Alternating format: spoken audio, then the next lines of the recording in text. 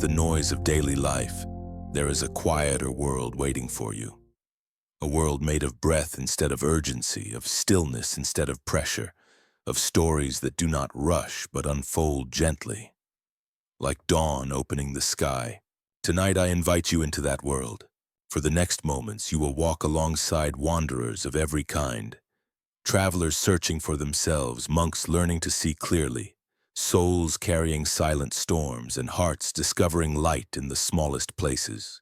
Their stories are not separate from yours. They echo the struggles you've carried, the questions you've whispered to the dark, the longing you've hidden even from yourself. As you listen, notice how each story breathes. Notice how each moment moves with a quiet truth. Notice how every character finds something you may also be seeking, a way to come home to yourself. There is no need to hurry here, no need to be perfect, no need to be anyone other than who you are right now. Just breathe, just listen. Let the forest open, let the river speak, let your mind soften around the edges. This is a journey inward, a journey shaped by wind, by water, by trees, and by the tender wisdom hidden in small, ordinary moments. If you stay with me, you may discover that the peace you're longing for has been quietly waiting inside you all along. Welcome to this gentle path. Welcome to your own stillness. Chapter 1. The Invitation into Stillness. A night that opens the heart night settles gently over the world. It does not arrive with noise or urgency. It glides in like a soft hand lowering a curtain, dimming the edges of everything that has been loud or demanding throughout the day.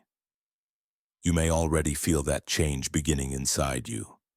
A loosening, a slow unwinding, a softening of the places that have held tension without your permission. The day has carried you far. Perhaps it has been filled with conversations, concerns, thoughts that circled without rest. Perhaps it brought joy. Or maybe it brought a kind of heaviness you do not name out loud. Whatever the day has been, it is now fading behind the curtain of this moment. And this moment invites you to come home to yourself. You are here, listening, breathing, resting. Nothing else is required. Imagine the world around you dimming the way the sky dims when the last light dissolves behind the horizon. The noise of the mind begins to settle. Thoughts drift like birds finding their way back to their nests. Feel how the body welcomes this quietness. There is no need to be anywhere else, no need to accomplish anything, no need to resist what is already happening.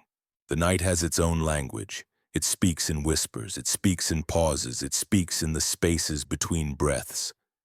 And tonight, it speaks to you. Close your eyes if that feels right. Or simply soften your gaze. Let the world blur at the edges. Let your breath come naturally, the way waves roll to shore without ever needing to be told how. You have arrived at the beginning of a long journey inward. A journey that will carry you across old stories, forgotten feelings, hidden corners, and gentle revelations. Yet this journey asks for no effort. It asks only for presence. Presence as soft as the moonlight resting on a quiet field. Presence as simple as noticing the air moving in and out of your chest.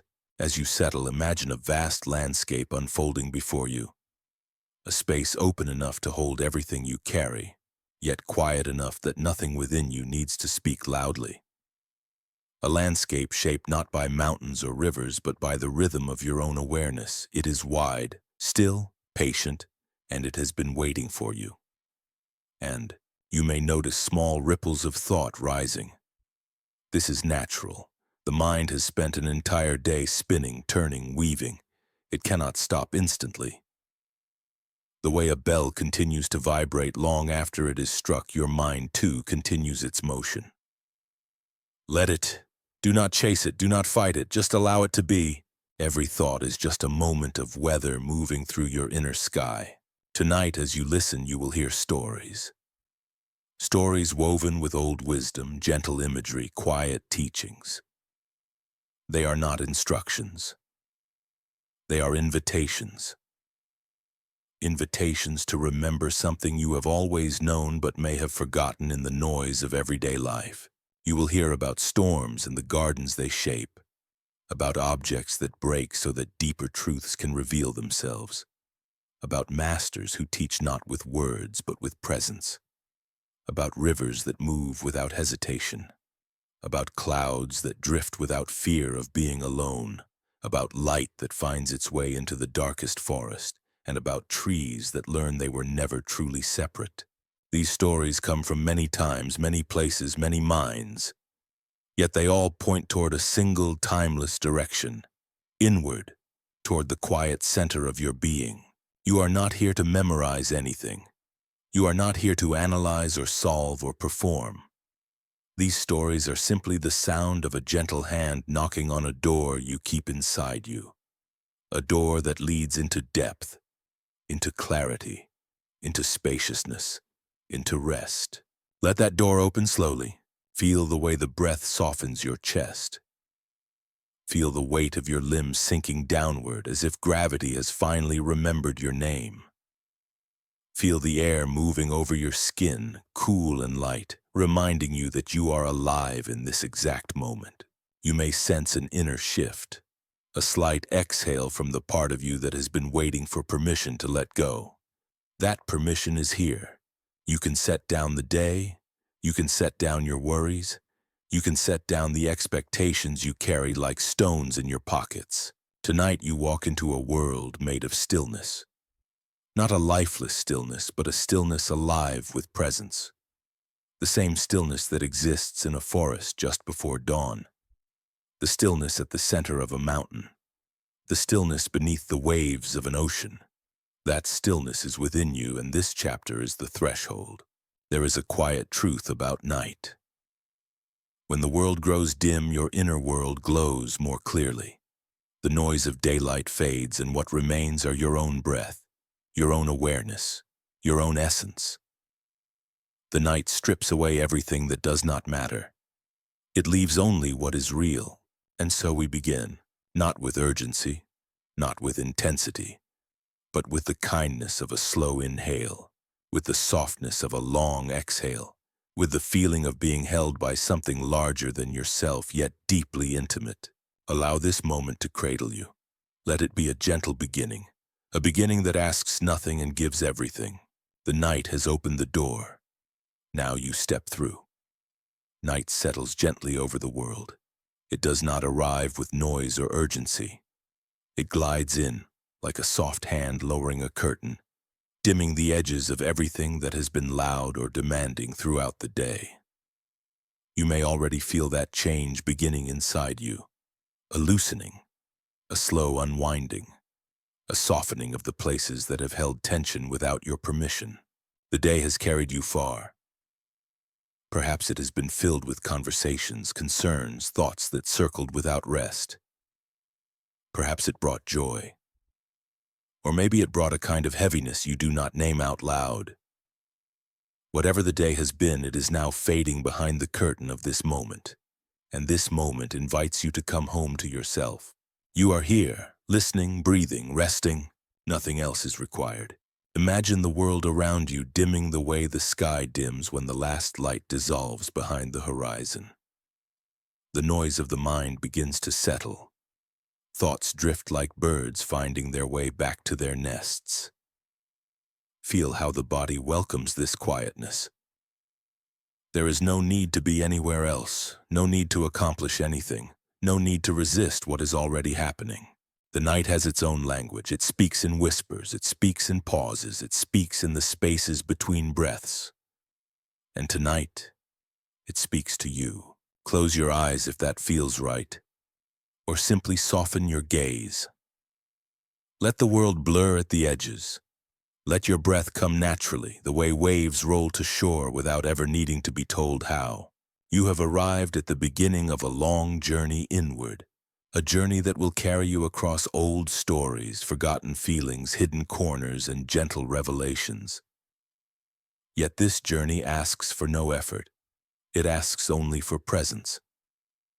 Presence as soft as the moonlight resting on a quiet field. Presence as simple as noticing the air moving in and out of your chest. As you settle, imagine a vast landscape unfolding before you. A space open enough to hold everything you carry, yet quiet enough that nothing within you needs to speak loudly. A landscape shaped not by mountains or rivers, but by the rhythm of your own awareness. It is wide, still, patient, and it has been waiting for you. And you may notice small ripples of thought rising. This is natural. The mind has spent an entire day spinning, turning, weaving. It cannot stop instantly. The way a bell continues to vibrate long after it is struck, your mind too continues its motion. Let it. Do not chase it. Do not fight it. Just allow it to be. Every thought is just a moment of weather moving through your inner sky. Tonight, as you listen, you will hear stories. Stories woven with old wisdom, gentle imagery, quiet teachings.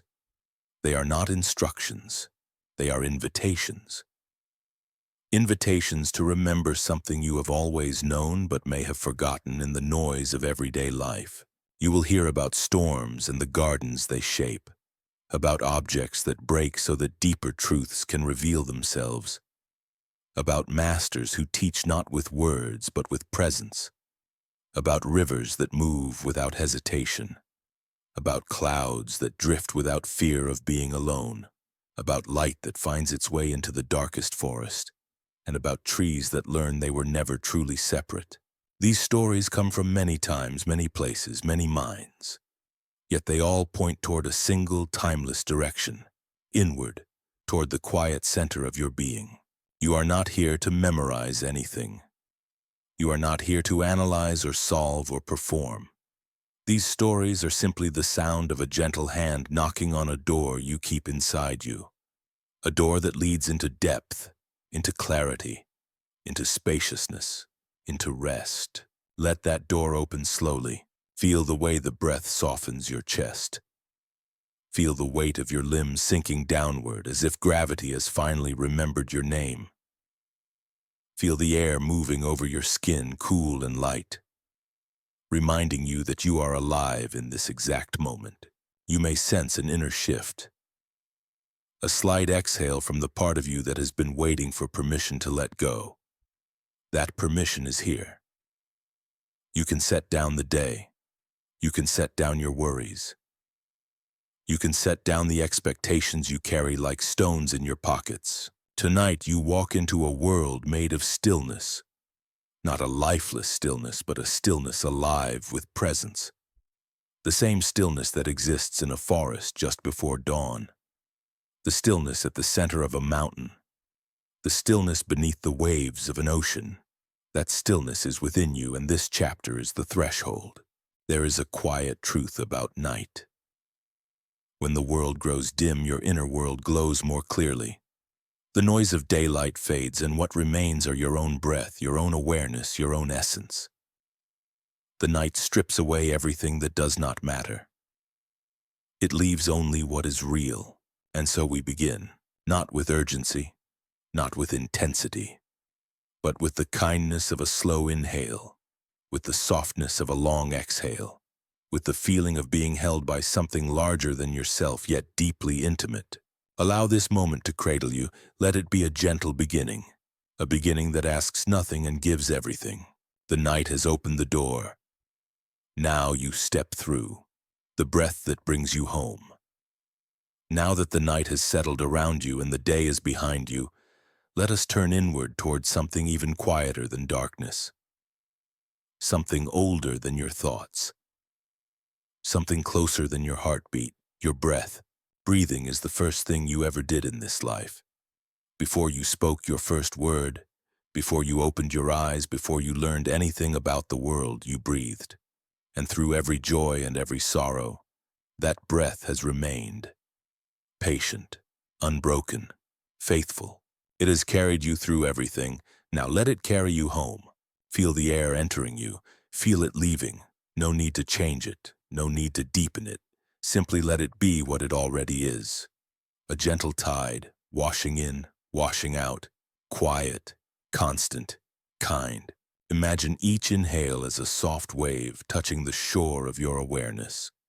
Imagine each exhale as the wave gently pulling back, leaving the sand smoother than before. This rhythm has been with you since the moment you arrived in this world, and it will remain with you until the moment you leave. It is your oldest companion. It is the place you return to when the world becomes too loud. And tonight, it is your guide. Notice the slight coolness of the air as it enters. Notice the faint warmth as it leaves. These simple sensations often go unnoticed, hidden beneath layers of distraction. But when you bring attention to them, they open like small windows into the present moment. With each breath, you come closer to yourself. As you breathe, imagine you are sitting at the edge of a vast lake. The surface is almost still. Only the smallest ripples move across it, soft as whispers. This lake is your mind, and your breath is the wind that moves over it, gentle, rhythmic, soothing. Not pushing, not demanding, just guiding. Thoughts may rise like small ripples on the water. Let them rise, let them fall. They are simply moments passing through the stillness beneath. Nothing to grasp, nothing to resist. Tonight is not about controlling the mind. It is about remembering that you are more than the mind. That beneath every wave, beneath every ripple, beneath every swirl of thought, there is a depth untouched by turbulence. Your breath leads you downward into that depth. With each inhale, feel your chest expand slightly. With each exhale, feel your body soften just a little more.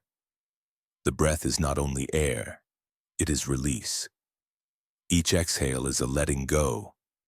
Each inhale is a receiving, a natural rhythm of surrender and renewal. Feel how the body responds.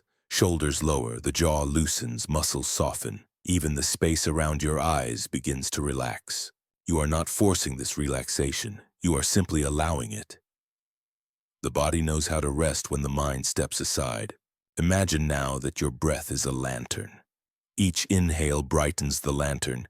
Each exhale lets its glow spread gently through the rooms inside you.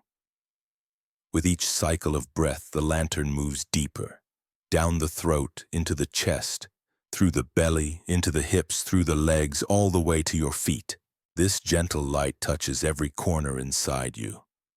It shows you that nothing within you needs to hide. Nothing needs to be fixed. Nothing is broken. What you call tension is simply energy that has waited too long for kindness.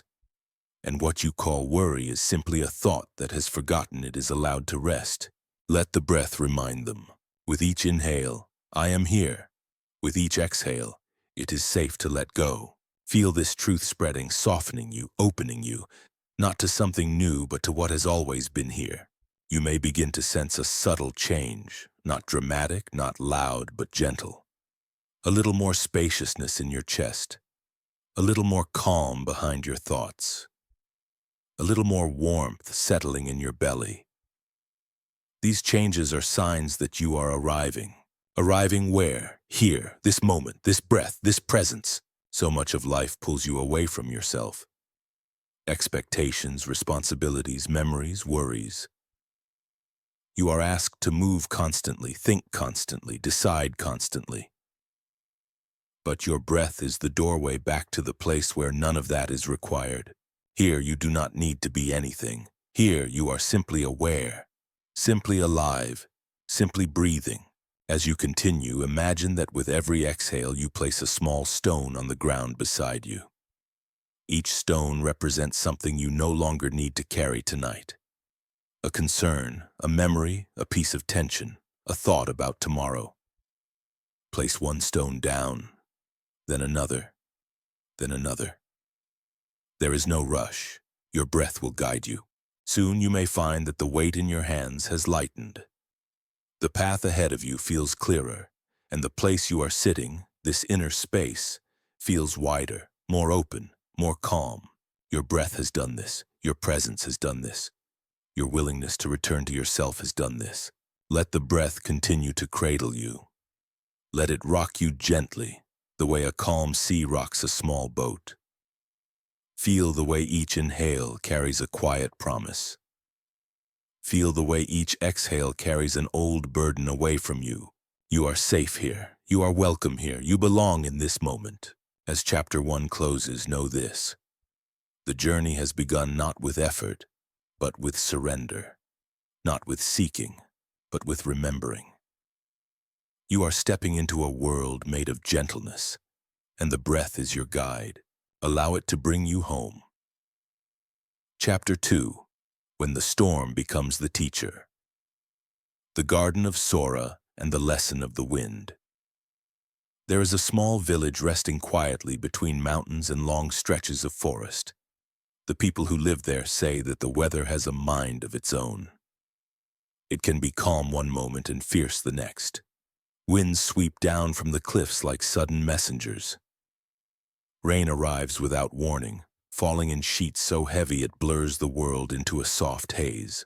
In winter, storms linger for days, pulling branches low and carving deep paths through the soil. Even the most experienced farmers often struggle to protect their crops. Yet at the far edge of this village, behind a wooden fence touched by time, there is a garden unlike any other. And its keeper is a man named Sora. Sora is older now, though there is something in his posture that feels timeless. He moves slowly, not from weakness but from intention. The way he places his hands on the soil, the way he listens to the wind, the way he pauses before tending to a flower. Everything he does seems guided by an inner stillness. His garden reflects that presence. It is vibrant even in seasons when other fields grow thin. Colors bloom where they should not. Fragrance rises from the earth even after long nights of rain. People from faraway places sometimes stop at the edge of the fence, captivated by the harmony they see. Many wonder how such beauty could survive the harsh storms of the region. And Sora, if asked, always smiles with a softness that suggests he carries a secret. Not a secret meant to be guarded, but a truth meant to be discovered slowly and with care. One late afternoon, at a time when the sky glowed amber and the air carried the scent of fallen leaves, a young traveler approached Sora's gate. His name was Dai. He had wandered through many towns, searching for a peace he could not quite describe. Something in him felt restless, as if a storm lived inside his chest and refused to settle. When someone at the village inn told him of Sora's garden, he felt called to see it. Dai opened the simple gate and stepped inside. The change was immediate. The outside world, with its noise and unsettled energy, seemed to fall away. The air felt different, gentler, warmer, alive. The leaves rustled in a rhythm that felt almost like breath. Everything in the garden moved, but none of it felt chaotic. Even the wind, which often arrived in sharp bursts, drifted through the flowers as if it had learned softness here. Sora was kneeling beside a late-blooming group of asters. His hands were deep in the soil. He did not rush. His movements were precise, almost like a quiet ritual. When he noticed Dai standing near him, he lifted his gaze and offered a small nod. "Your garden," Dai began, then paused, feeling the words fall short. "It's beautiful. But more than that, it feels alive in a way I've never felt before." Sora stood slowly, brushing soil from his palms. "You noticed," he said gently. "Most people see only the colors. Few feel the life underneath." Dai hesitated, then asked the question that had already formed in his mind. "The storms here are strong. How do these flowers survive?" Sora motioned for Dai to follow him along a narrow path that wound between clusters of blooms. They walked past crimson petals that leaned playfully into the wind, and tall stems that moved like dancers responding to a distant melody. Everywhere Dai looked, the garden seemed to breathe. Finally, Sora stopped near a cluster of tiny blossoms trembling gently in the breeze. "Watch," he said. Dai leaned closer. The wind picked up, brushing the flowers in a sudden sweep. Their stems bent almost to the ground. But what struck Dai was what did not happen. They did not snap. They did not tear. They swayed, then returned to their original shape as the wind passed. "They bend," Dai said quietly. Sora nodded. "Yes, they bend, but they do more than that." He reached down and gently touched the soil beneath the tiny blossoms. Their roots grow deep, he said. Not to resist the storm, but to work with it. When the wind pushes them, they yield. When the rain arrives, they receive. When the cold comes, they retreat into themselves and wait. They do not fight the world. They learn from it. Dai looked across the garden once more, seeing it differently now. So the storms, they make the garden stronger? Sora smiled. They are part of its life. Without wind, the stems would be weak. Without rain, the soil would become dry and tired. Without cold, the plants would never rest. Everything has a place in the cycle, even the difficult things. The sun dipped lower, casting long shadows across the path. Sora gestured toward a wooden bench beneath a small plum tree. They sat together, watching the sky shift toward evening.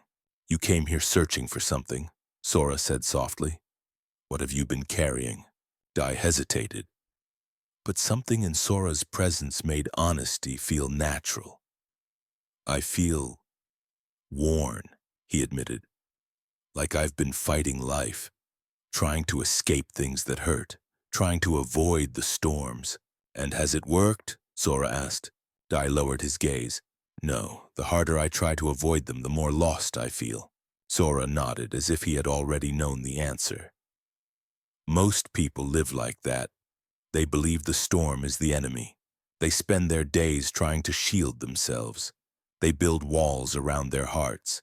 They cling to ideas of how life should be. But storms always come. You cannot escape a storm that exists inside you. Dai looked up sharply. Inside me. Yes? Sora's voice was soft, but his eyes were clear. Life does not happen to you. Life happens through you. Every emotion, every disappointment, every moment of confusion, they are winds passing through your inner garden.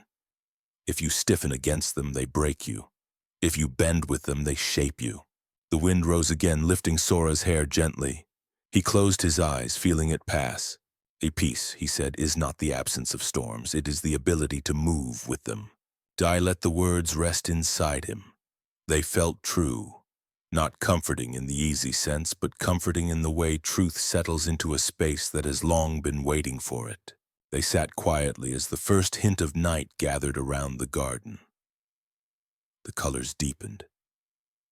The scent of jasmine floated through the air. Sora picked up a fallen leaf and held it between his fingers. This leaf belonged to a branch that grew strong in the winds of spring, he said. Now it returns to the earth. Nothing is wasted. Nothing happens without purpose. Even falling is part of the cycle. Dai watched the leaf flutter to the ground. I think I've spent my whole life trying not to fall, he said. Sora's gaze softened. Then perhaps it is time to learn how to fall gently. A silence settled between them, comfortable, spacious, warm. Dai felt something shift inside him, like a knot loosening for the first time in years. The storm he carried within him did not feel quite as threatening. It felt like something he could learn to dance with rather than run from. The moon began to rise, casting pale light onto the garden. The flowers glowed faintly in the soft illumination, swaying with the night breeze. Sora stood. Come, he said. Walk once more through the garden before you leave, but walk slowly. Do not look at the flowers. Look at the spaces between them, the quiet places, the places where the wind teaches. Dai followed the path again. This time he noticed the subtle movements he had missed before, the delicate tremble of petals, the way the stems leaned but never collapsed, the faint shimmer of dew forming on leaves. And beneath it all, a stillness, a quiet pulse that seemed to hold everything together. When he reached the gate, he turned back. Sora was kneeling again in the soil, tending to a small shoot that had just begun to rise. Thank you, Dai said. Sora did not look up. He only murmured, The storms will come. Let them teach you. And with that, the garden faded behind Dai as he stepped into the night, carrying with him a new understanding, one planted gently in the soil of his being, a seed he had not known he was ready for. Night followed Dai as he left Sora's garden, but the darkness felt different now. Softer. Less like something closing in and more like a gentle cloak settling around him. The wind brushed against his face, and instead of shrinking away from the chill, he let it pass through him. He felt the air move across his skin the same way he had seen it move through the flowers. Without struggle, without argument, without fear, he walked slowly back toward the village inn. Lamps glowed faintly behind windows, casting warm squares of light onto the ground outside. Somewhere, someone was cooking a late meal. The scent drifted through the air, familiar and comforting. The village itself seemed calm, but Dai was aware of an even deeper calm forming within him. A stillness that did not come from the absence of movement, but from being willing to move with what was already there. He reached his room, placed his pack by the door, and sat on the edge of the bed. The conversation with Sora lingered inside him like a quiet echo. The old gardener had not spoken many words, yet every sentence seemed to carry the weight of years. Years spent observing, years spent living gently with things people usually tried to fight. Dai lay back and stared at the wooden ceiling. His mind wandered to all the storms he had tried to avoid in his life. Times he had resisted sadness, pushing it away as if it were a dangerous visitor. Times he had resisted fear, pretending he was stronger than it. Times he had resisted change, clinging tightly to things already slipping from his hands. Every time he resisted, the storm grew larger inside him. He had believed for most of his life that strength meant controlling everything. Emotions, outcomes, circumstances. But now, watching the memory of Sora's flowers bending and swaying in the afternoon wind, Dai wondered if he had misunderstood strength entirely. Sleep took him slowly, and he drifted into a dream that felt almost like a lesson. He was standing again in the garden, but the sky above him was dark and full of rolling clouds. Rain began to fall, not as a gentle drizzle, but as a downpour. Around him, the flowers bowed and leaned. Their petals quivered with each drop, but none of them broke. They moved together in a dance guided entirely by the wind and rain. He tried to stand still, tried to brace himself against the storm, but every time the wind hit him, it pushed him off balance.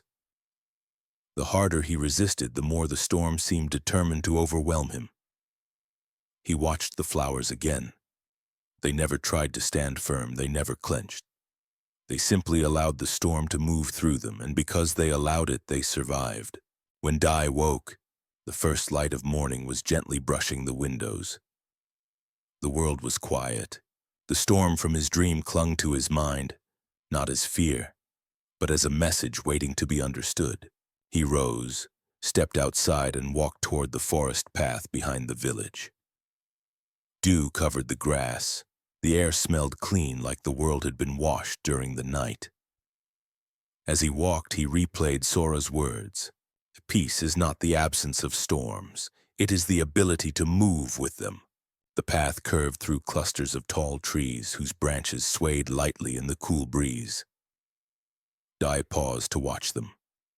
They moved the way Sora's flowers had, softly, yielding, following the rhythm of the wind rather than fighting it.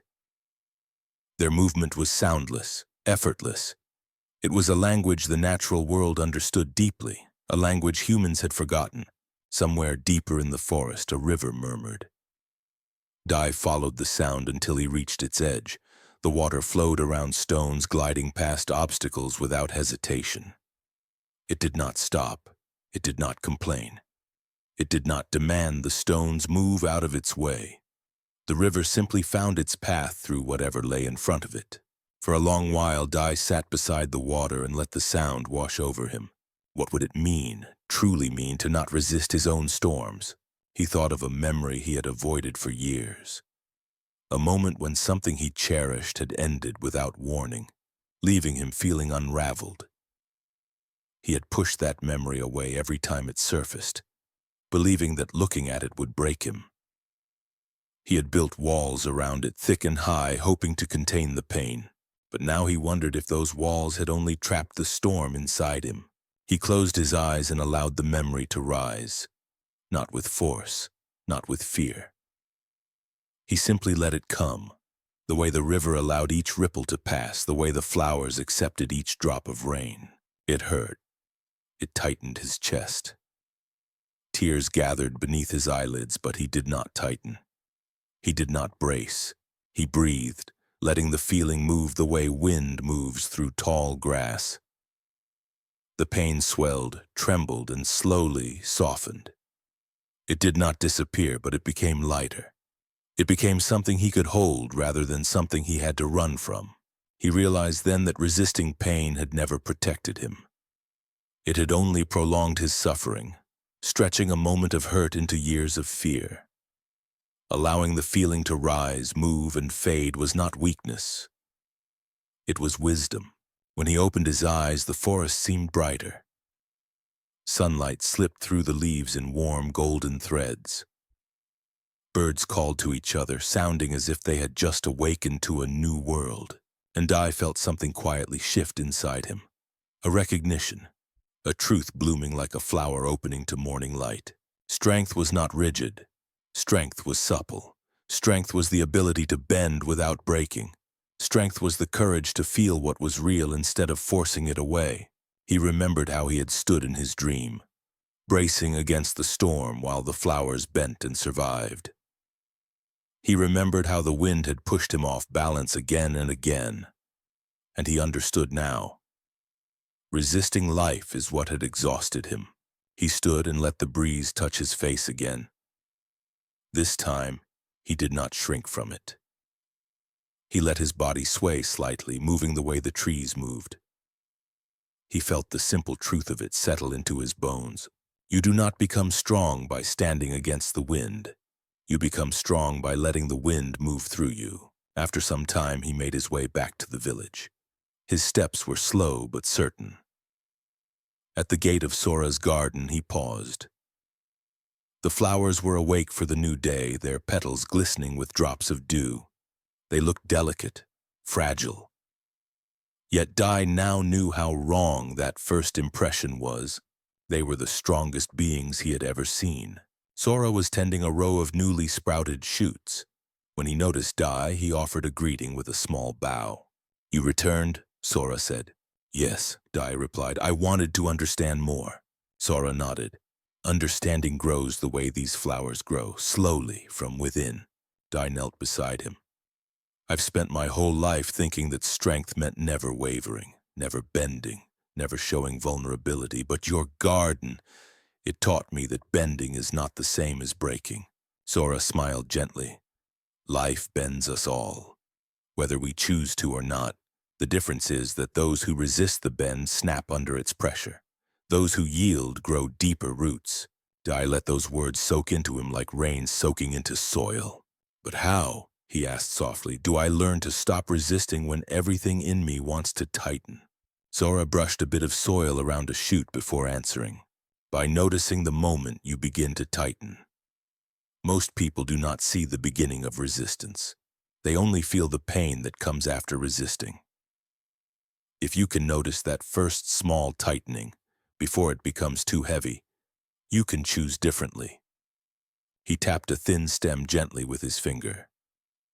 This plant feels the wind long before it bends. It senses the pressure. It listens to the direction.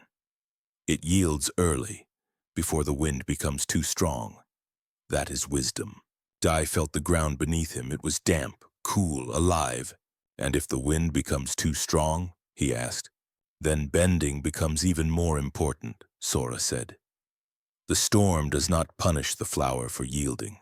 The storm passes, always. What remains afterward is what was willing to move." They sat together a long while, listening to the morning sounds of the garden. A small bird hopped among the leaves. Bees drifted lazily from blossom to blossom. The world seemed woven from movement, yet everything felt peaceful. Sora finally spoke again, his voice low and steady. "You think you came here because you were lost, but you came here because you were ready." "Ready for what?" "To stop fighting yourself." Dai felt a warmth rise in his chest. Not dramatic, not overwhelming, just a warm recognition, like standing in the first light of dawn after a long night. He did not have all the answers. He knew there would still be storms. He knew fear and doubt would visit him again. But he also knew something he had never known before. He did not need to resist them. He could bend. He could yield. He could move with life rather than against it. And in that movement, he could find a strength that nothing could take away. Morning began to stretch fully across the sky, and the light softened the entire village with a quiet warmth. Dai left Sora's garden with a gentler heart, yet a lingering question followed him like a soft shadow. How does one remain soft in a world that often feels harsh? He walked along the narrow dirt path toward the hills beyond the village. The air smelled of pine and sun-warmed earth. Birds called from the branches overhead, their voices light and effortless. Each sound felt like an invitation to notice the world more clearly, as if life itself was whispering, "You do not have to rush. You do not have to brace. You can simply be here." The path curved upward. From the hilltop, Dai could see the valley stretching out below. The village sat quietly in the center, small and peaceful. Behind it, Sora's garden was only a faint patch of color, but even from this distance, Dai could sense its stillness. Wind brushed against him, lifting his hair, nudging his clothing gently. He closed his eyes, letting the breeze move through him. It carried a familiar message, one he had begun to understand the day before, but which now asked him to feel more deeply. He remembered Sora's words. Peace is not found by hardening yourself. Peace is found by softening into what is already here. The world had taught Dai the opposite. He had learned to toughen his heart whenever someone hurt him. He had learned to push down tears when they rose. He had learned to hold his breath when fear tightened his chest. He had learned to pretend he was calm when turmoil churned inside him. His life had been an endless training in how to be hard. But now, standing on the hill with the wind moving through him, he felt something different. Softness was not weakness, it was spaciousness. A kind of inner looseness that allowed life to flow rather than get stuck. The world outside him might have storms, but the real storms, the ones that exhausted him, were inside his own chest. And he had fed them for years by meeting them with tension. He opened his eyes. Below him, the forest swayed gently. Leaves shimmered like small mirrors catching sunlight. Each movement felt like an echo of the lesson he was slowly beginning to understand. The trees did not resist the wind. They allowed themselves to be touched by it. Dai breathed deeply, and for a moment he felt the soft exhale of the forest moving through his own lungs. He began walking again, letting his steps follow the curve of the land. Soon he reached a small stream that tumbled over stones, clear and lively. He knelt beside it, cupping the cold water in his hands. When he touched it to his face, the coolness startled him. Yet it also formed a tiny pocket of quiet inside his mind. The water didn't fight the stones, it met them, flowed around them, shaped itself to them. And somehow, in that flexibility, it carved paths through mountains. Softness had power, a different kind of power. A power that did not crush or force, a power that gently transformed everything it touched. Dai sat on a smooth rock by the edge of the stream. He watched the water swirl and shift without ever losing its essence. Then he looked inward, asking himself softly, "Where in me can I allow softness? Where in me have I resisted the flow of my own life?" He thought of moments when he had felt grief rising like a wave. Instead of letting it move, he had hardened, clenched teeth, stiffened shoulders, tightened breath. And the wave had stayed trapped inside him for months. He thought of times when he felt joy bubbling up, light and spontaneous. Yet he had pushed it down, afraid to look foolish or exposed. He thought of fear, which often climbed his spine like cold fingers. Instead of acknowledging it, he had pretended he was stronger than he was. He had swallowed the fear only for it to grow heavier. Hardness had not protected him. It had isolated him from others, from the world, from himself. He placed his hand in the stream, feeling the current brush his skin. The sensation was tender, almost playful. What if softness is simply letting myself feel? What if the waves inside me are not threats but messages? As he pondered these things, a memory surfaced, one he had buried deeply. He was a child again, sitting on a wooden step outside his family home during a heavy storm. Rain lashed the earth. Thunder rolled across the sky. He remembered feeling terrified yet strangely fascinated. Everything around him trembled, yet he could not look away. His mother had come outside, lifted him into her arms, and whispered something he had forgotten until now. "You don't have to be brave, you just have to breathe." He felt tears rise unexpectedly. He had spent years trying to be brave in the wrong way. Bravery, he now realized, was not tightening.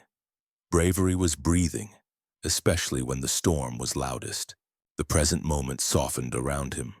The stream murmured, the forest breathed. Dai placed his palm on his chest and felt his heart beat beneath it. Steady, real, alive. Softness was this. Acknowledging the storm within you without letting it tear you apart. Feeling the wave without drowning in it. Letting emotions move without gripping them or pushing them away.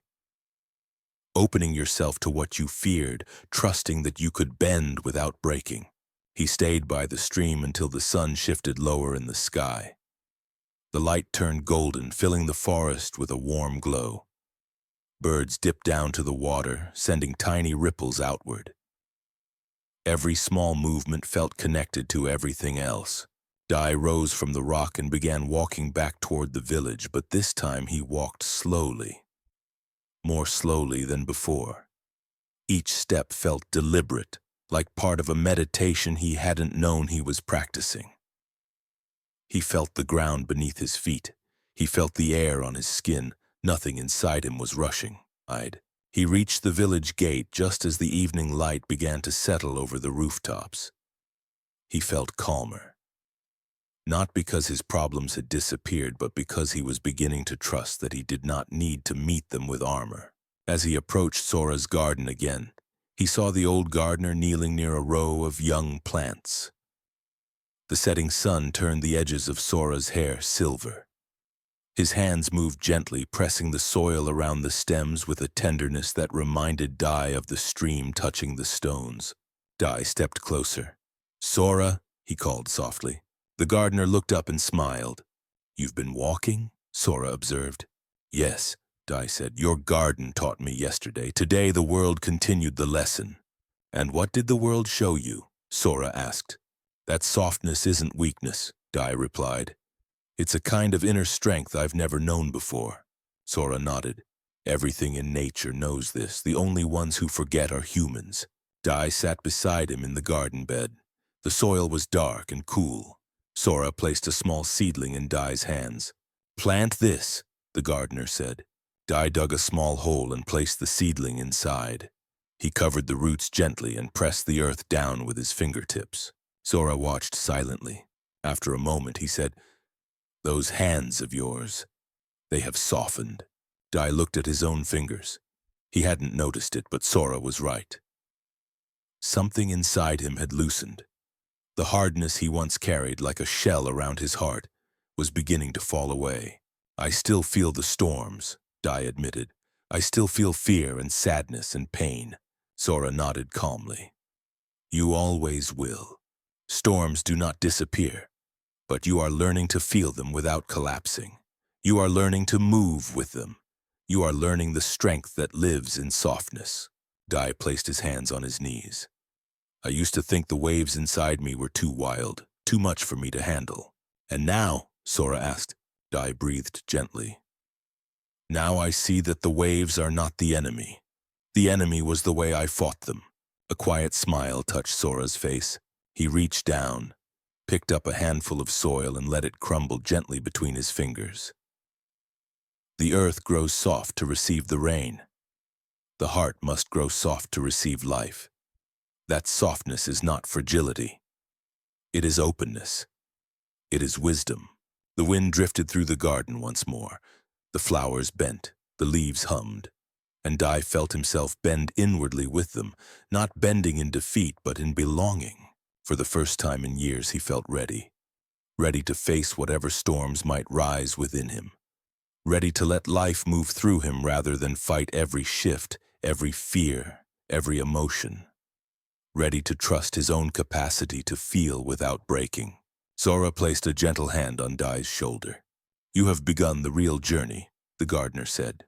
"What journey is that?" Dai asked. "The journey of returning to yourself."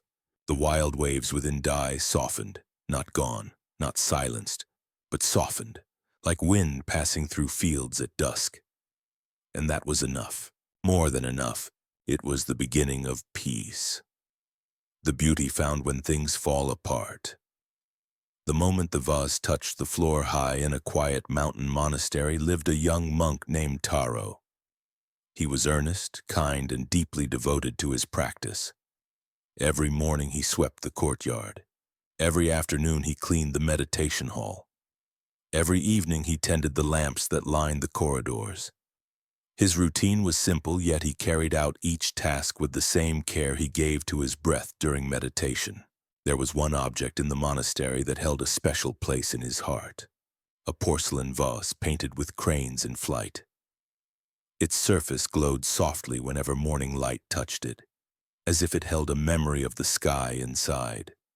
The vase had been in the monastery longer than any living monk. Stories about it drifted like old smoke. Some claimed it was a gift from an emperor. Others said it was crafted by a master who made only one perfect piece in his entire life. Whatever the truth, the vase held a presence. Not grand or loud, but serene and complete. It rested on a wooden shelf in the meditation hall, and Taro always dusted it with the gentlest hands he could manage. He feared even breathing too strongly near it. One autumn afternoon, after the monks had finished their midday meal, Taro entered the hall to clean. Afternoon sunlight fell through the open windows, casting a soft glow across the polished floor. The air smelled faintly of cedar and incense. Everything felt quiet, still, balanced. Taro moved gracefully, lost in the rhythm of his work. He wiped each cushion, straightened each mat, and ran his cloth gently along the wooden beams. Finally, he approached the vase. As always, he paused before touching it. He looked at the cranes circling the porcelain surface, their wings extended as if frozen mid-flight, their feathers captured with such delicate strokes that each one seemed to shimmer with its own life. Taro felt a familiar awe rise in him. He lifted the cloth and reached out. At that exact moment, from somewhere outside the hall came a sharp crack, like a branch snapping under early snow. The sound startled him. His hand jerked. The cloth brushed the base of the vase, and the vase, ancient, fragile, beautiful, began to tip. Taro's breath caught in his chest. He reached for it, but the movement came too late. The vase slipped from the shelf. For a suspended heartbeat, it seemed to float in the air, turning slowly, its painted cranes spinning weightlessly. Then it met the floor. The sound was not loud, it was soft, almost tender, a quiet shattering, a sigh of porcelain returning to dust. Taro froze. His hand hovered in the air. His breath refused to move. His heart thudded loudly, painfully. He stared at the floor. Fragments of the vase lay scattered like pieces of moonlight. Some glowed in the sunlight, others held shadows. The crane wings were no longer whole. They were scattered across dozens of uneven edges. Taro knelt, but he did not touch the fragments. His hands trembled too much. He felt a wave rising inside him, shock, grief, disbelief. A sense of failure wrapped tightly around his chest. He whispered aloud, "What have I done?" Taro had been taught since childhood that breaking something precious was an act of deep carelessness.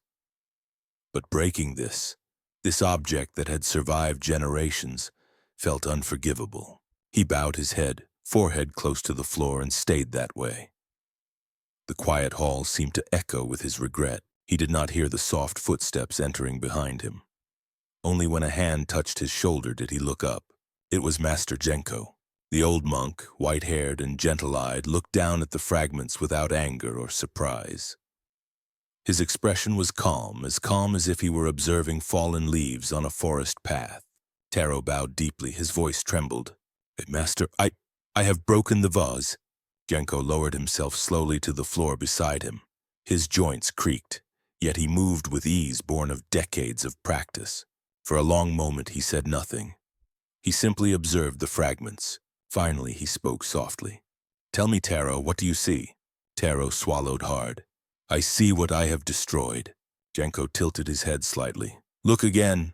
Taro forced his gaze to steady. He examined the fragments through the blur of his shame. He saw the cranes split apart. He saw the thinness of the porcelain revealed in jagged shapes. He saw colors he had never noticed before, deep blues hidden within the broken edges, a softness in the glaze that had always been blended too perfectly to see.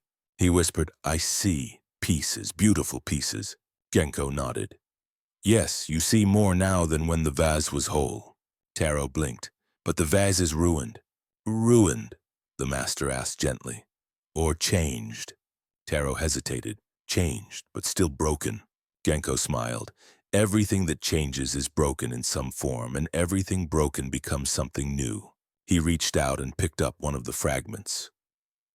Sunlight caught the curved edge, revealing tiny markings Taro had never noticed. The fragment looked more alive in Genko's hand than the vase ever had in its pristine state. "Look at this," Genko said quietly. "When the vase was whole, these details stayed hidden. But now we can see the true craftsmanship, each stroke, each delicate curve, each place where the potter's finger pressed the clay before firing it." He set the fragment in Taro's palm. "Tell me what you feel." Taro held the piece. It was lighter than he expected, warm from the sunlight, sharp in places but familiar. "I feel." He searched for the right words. "Closer to it. When the vase was whole, I admired it from afar.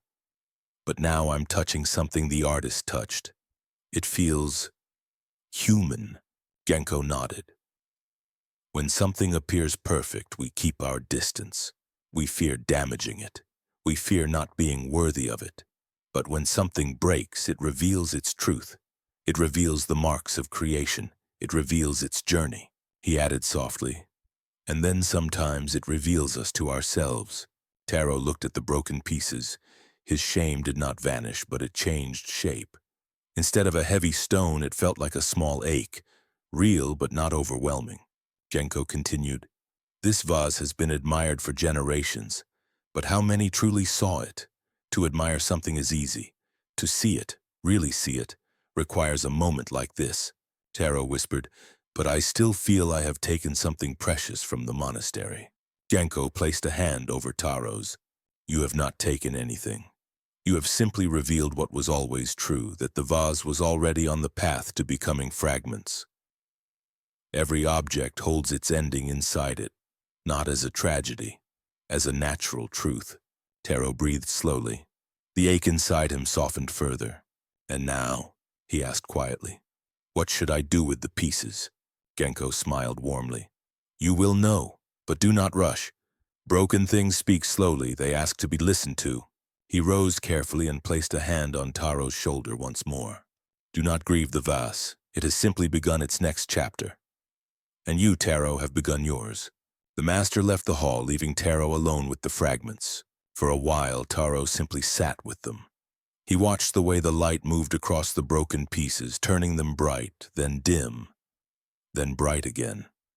Each shift made them look new. After some time, he reached out and touched the shards with steady hands.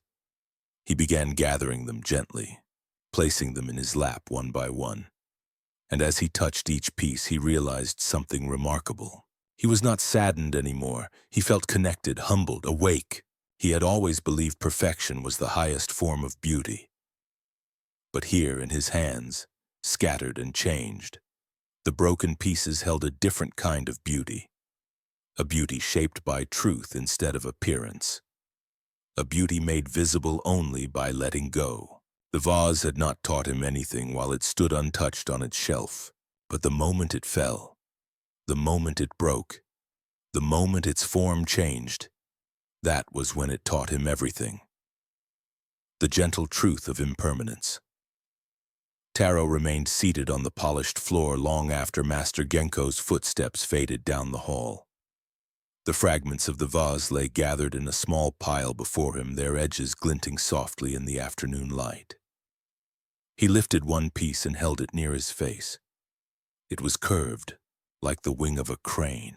A thin line of blue brushed its surface, delicate as breath. He had never noticed how fine the paint was. When the vase was whole, the cranes had seemed distant. Beautiful, yes, but part of a perfect picture he could admire only from afar. But now, broken and scattered, the details felt intimate. He whispered to himself, "Why does this feel clearer now than before?" The answer came not as words, but as a quiet understanding rising from inside him like mist from warm earth. When things fall apart, truth becomes visible. He lowered the shard and looked around the meditation hall. Light drifted across the wooden floor. Dust floated gently through the air, each particle reflecting a tiny flash of gold where sunlight touched it. Outside the windows, leaves rustled softly. The sound felt ancient, as if the world had been whispering this same truth to countless generations long before Taro was born. Everything changes. He had learned that teaching in theory. Every monk had. They recited it during study, repeated it during meditation, and heard it in countless stories from elders.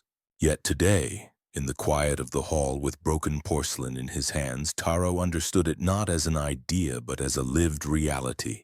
The vase had seemed permanent only because he had wished it to be, because permanence felt safe, because the idea of unchanging beauty comforted him. But the vase had always been fragile. Even before he touched it, even before he was born, it had been quietly journeying toward this moment. Its ending was not a mistake, it was a completion. He traced the edge of the fragment lightly with his thumb. A strange sense of peace washed over him. He realized that his grief wasn't only about the vase. It was about what the vase represented. His fear of loss, his desire to preserve everything beautiful, his wish to make life hold still. But life had never agreed to hold still. He looked again at the fragments, irregular, shimmering, honest. They were the truth of the vase, not a tragedy, a revelation. Taro gathered the pieces and placed them in a wooden bowl he kept for temple offerings. As he lifted the bowl, he felt the weight shift gently in his hands. Not heavy, not light, just real. He carried it across the hall and sat beside the open window, where a cool breeze entered and brushed against his face. Closing his eyes, he breathed in deeply. He let the mountain air expand his chest, then slowly exhaled. Each breath felt like a small surrender, a letting go of something he had held too tightly for too long. When he opened his eyes again, the fragments no longer looked broken. They looked like parts of a story. A story the vase had lived for centuries, passing from hand to hand, belonging to countless moments he would never know. Its ending was simply the next chapter. Master Genko returned later that evening. He found Taro still seated by the window, the bowl of fragments beside him. The master lowered himself quietly to the floor and sat next to the young monk. "You have been here a long time," Genko said softly. Taro nodded. "I didn't want the feeling to fade too quickly." The master tilted his head. "What feeling?" "That the vase was never truly mine to preserve," Taro replied, "and that everything I love will eventually change." Genko smiled gently. "And how does that make you feel?" Taro searched his heart. "Sad," he admitted, "but also strangely at peace." The master looked out the window at the mountains, their peaks turning copper in the setting sun. "Sadness and peace often walk together," he said. "One shows you what mattered. The other shows you that nothing is meant to stay." They sat quietly for a moment. Then Genko asked, "Taro, do you remember the teaching of the candle flame?" Taro nodded. It was a simple story told to young monks. A monk watches a candle burn low. When the flame finally fades, the monk asks the master, "Where has the flame gone?" And the master replies, It has gone nowhere. It has simply changed. Genko continued. The vase is that flame. Its form has changed, but nothing is lost. What matters is not the shape it once had, but the presence it carried. That presence has not disappeared. It has simply taken on a new form, one that asks for a different kind of seeing. Taro looked down at the bowl. It feels strange, he said, to think that something can be beautiful even when it is not whole. Wholeness is a myth, Genko said gently. Nothing stays whole. Not mountains, not rivers, not bodies, not hearts. Everything cracks. Everything bends, everything breaks. But brokenness does not remove beauty, it reveals it. Taro blinked, absorbing the words slowly. The master leaned closer. Think of your own life. You have endured moments that shattered you, have you not? Taro nodded, his breath catching slightly.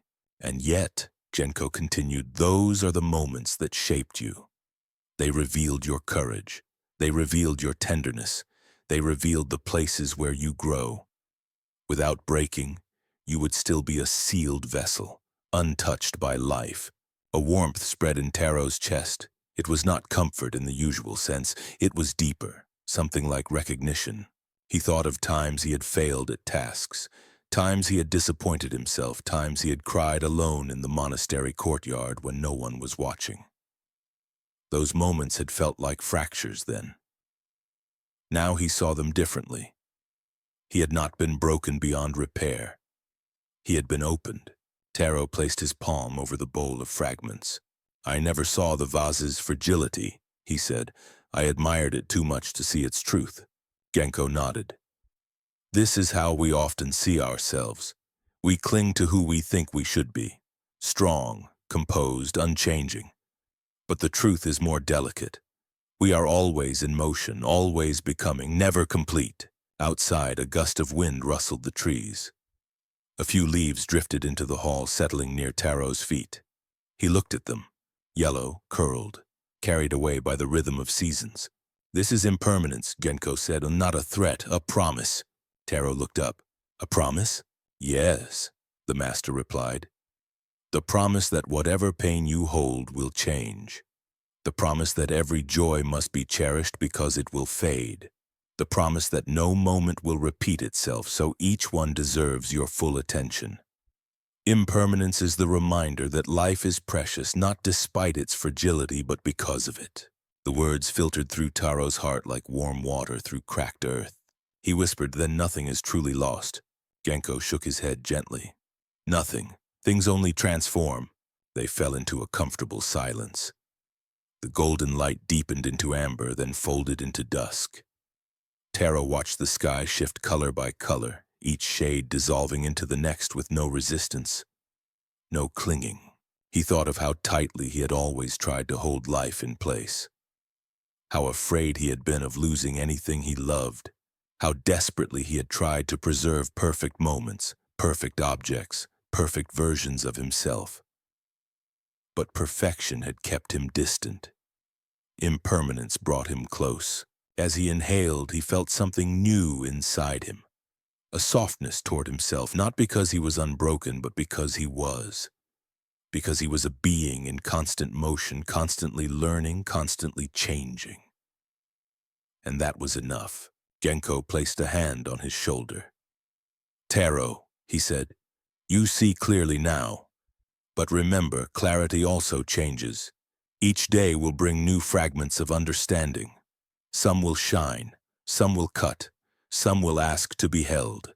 Let each one teach you. Taro bowed his head slightly. I will. The master rose carefully. Tomorrow, he said, show me what you choose to do with the fragments. Then he turned and walked into the deepening twilight. Taro remained by the window long after darkness settled over the monastery. The bowl of fragments rested warmly in his hands. He no longer saw them as evidence of failure. He saw them as companions on his unfolding path. Pieces of a truth he needed to learn. Pieces of himself reflected back. In their brokenness, he found something whole, and in their impermanence, he found a kind of forever. When letting go becomes a beginning, Kenshi remained beneath the cedar tree long after the old man had disappeared down the road. The sky above was as open as ever, endless in its quiet depth. The lone cloud had drifted far to the right, now only a faint blur against the blue. It would soon dissolve, but for the first time Kenshi did not feel the need to cling to it. He sat down slowly, letting his back rest against the tree. His mind felt strangely quiet, not empty but spacious. Like a room whose windows had finally been opened after years of being shut. A soft breeze moved the branches above him. Shadows flickered across the grass. The world continued in its simple rhythm, untouched by the noise of human worry. Kenshi looked upward again and whispered, "If I am the sky, then what is the storm?" The question lingered in him. It stirred something deeper, something he had never tried to understand before. He closed his eyes and listened to his own breath. It felt warm near his chest, cool near his nose, gentle everywhere. He followed the breath inward, as if walking slowly down a narrow path into a quiet valley. Thoughts appeared as they always did. A worry about his future, a memory from years ago, a doubt about his worth. But this time Kenshi did not tighten. He simply watched. The thoughts rose, they took shape, they dissolved, one after another, like small clouds drifting across an endless sky. And slowly he began to see something he had never seen clearly before. Thoughts moved, awareness held. Thoughts changed, awareness remained. Thoughts were like visitors knocking at a door. Awareness was the house they entered. The house did not become the visitor. Kenshi opened his eyes. The cloud was almost gone now, broken apart into thin threads of white. He stood and walked toward the edge of the clearing, where the forest opened toward a rolling meadow. Wildflowers dotted the landscape in gentle splashes of gold, purple, and white.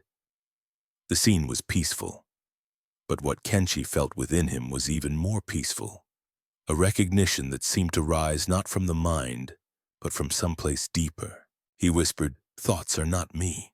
Saying the words aloud left a strange, trembling warmth in his chest.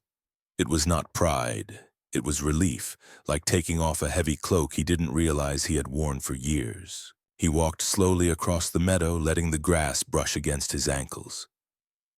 Each step felt grounded. Each breath felt steady. He felt the world more clearly than he ever had. The way the air touched his skin, the sound of distant water, the warmth of the sun.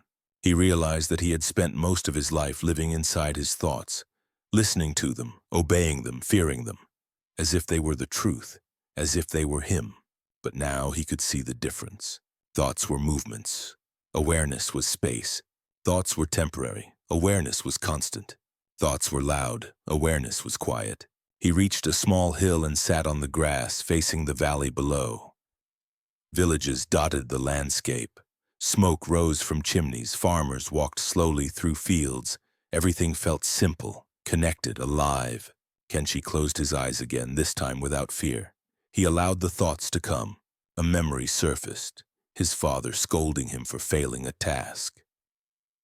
The old pain rose like a sharp wave. Instinctively he felt his chest tighten. But he remembered the old man's words, "You are the sky," so he softened his breath. He softened his shoulders. He softened the grip around the memory. He watched the feeling instead of becoming it. He watched the memory like a cloud drifting by, carrying its own weather. The pain was still there, but its power changed. It became something he could observe instead of something that controlled him. He whispered, "This is a cloud." The next thought came, fear about the path ahead. What if he failed again? What if he was not strong enough? What if he had no purpose? Kenshi breathed again. "This too," he whispered, "is a cloud." Slowly, thought by thought, something within him opened wider. There was awareness of the thoughts.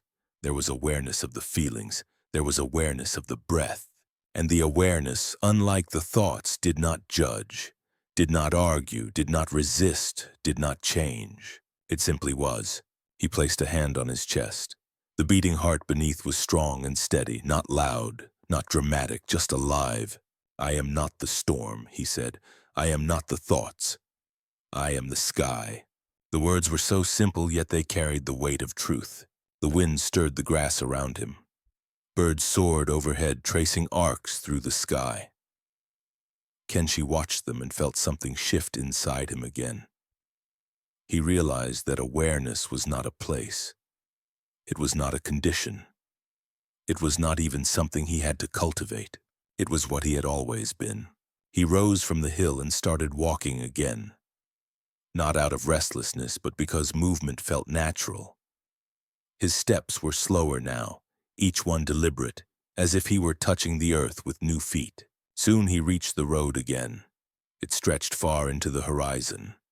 The same cloud that had traveled with him all morning was gone now, dissolved completely.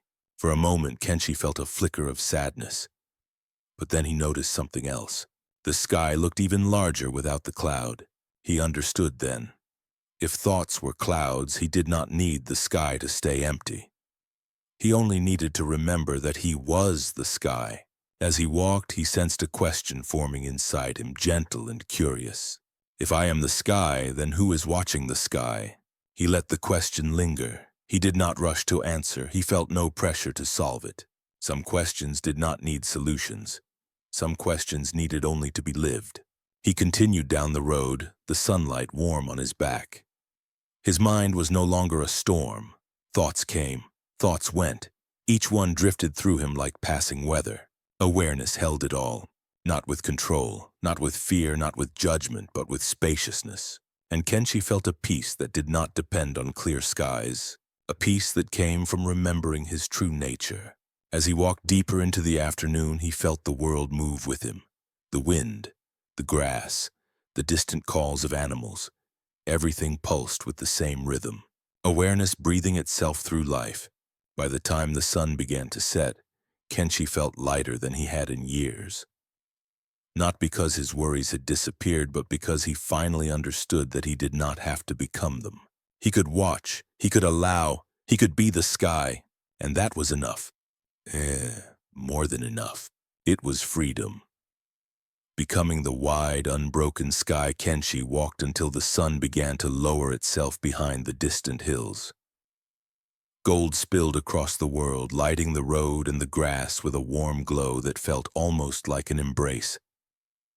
His steps were slow, not from exhaustion, but from a deep, growing calm inside him. Each moment felt spacious, each breath felt free. Every sound around him, rustling leaves, distant birds, the faint hum of wind, felt like part of the same gentle conversation. He no longer felt chased by thoughts. He no longer felt trapped inside them.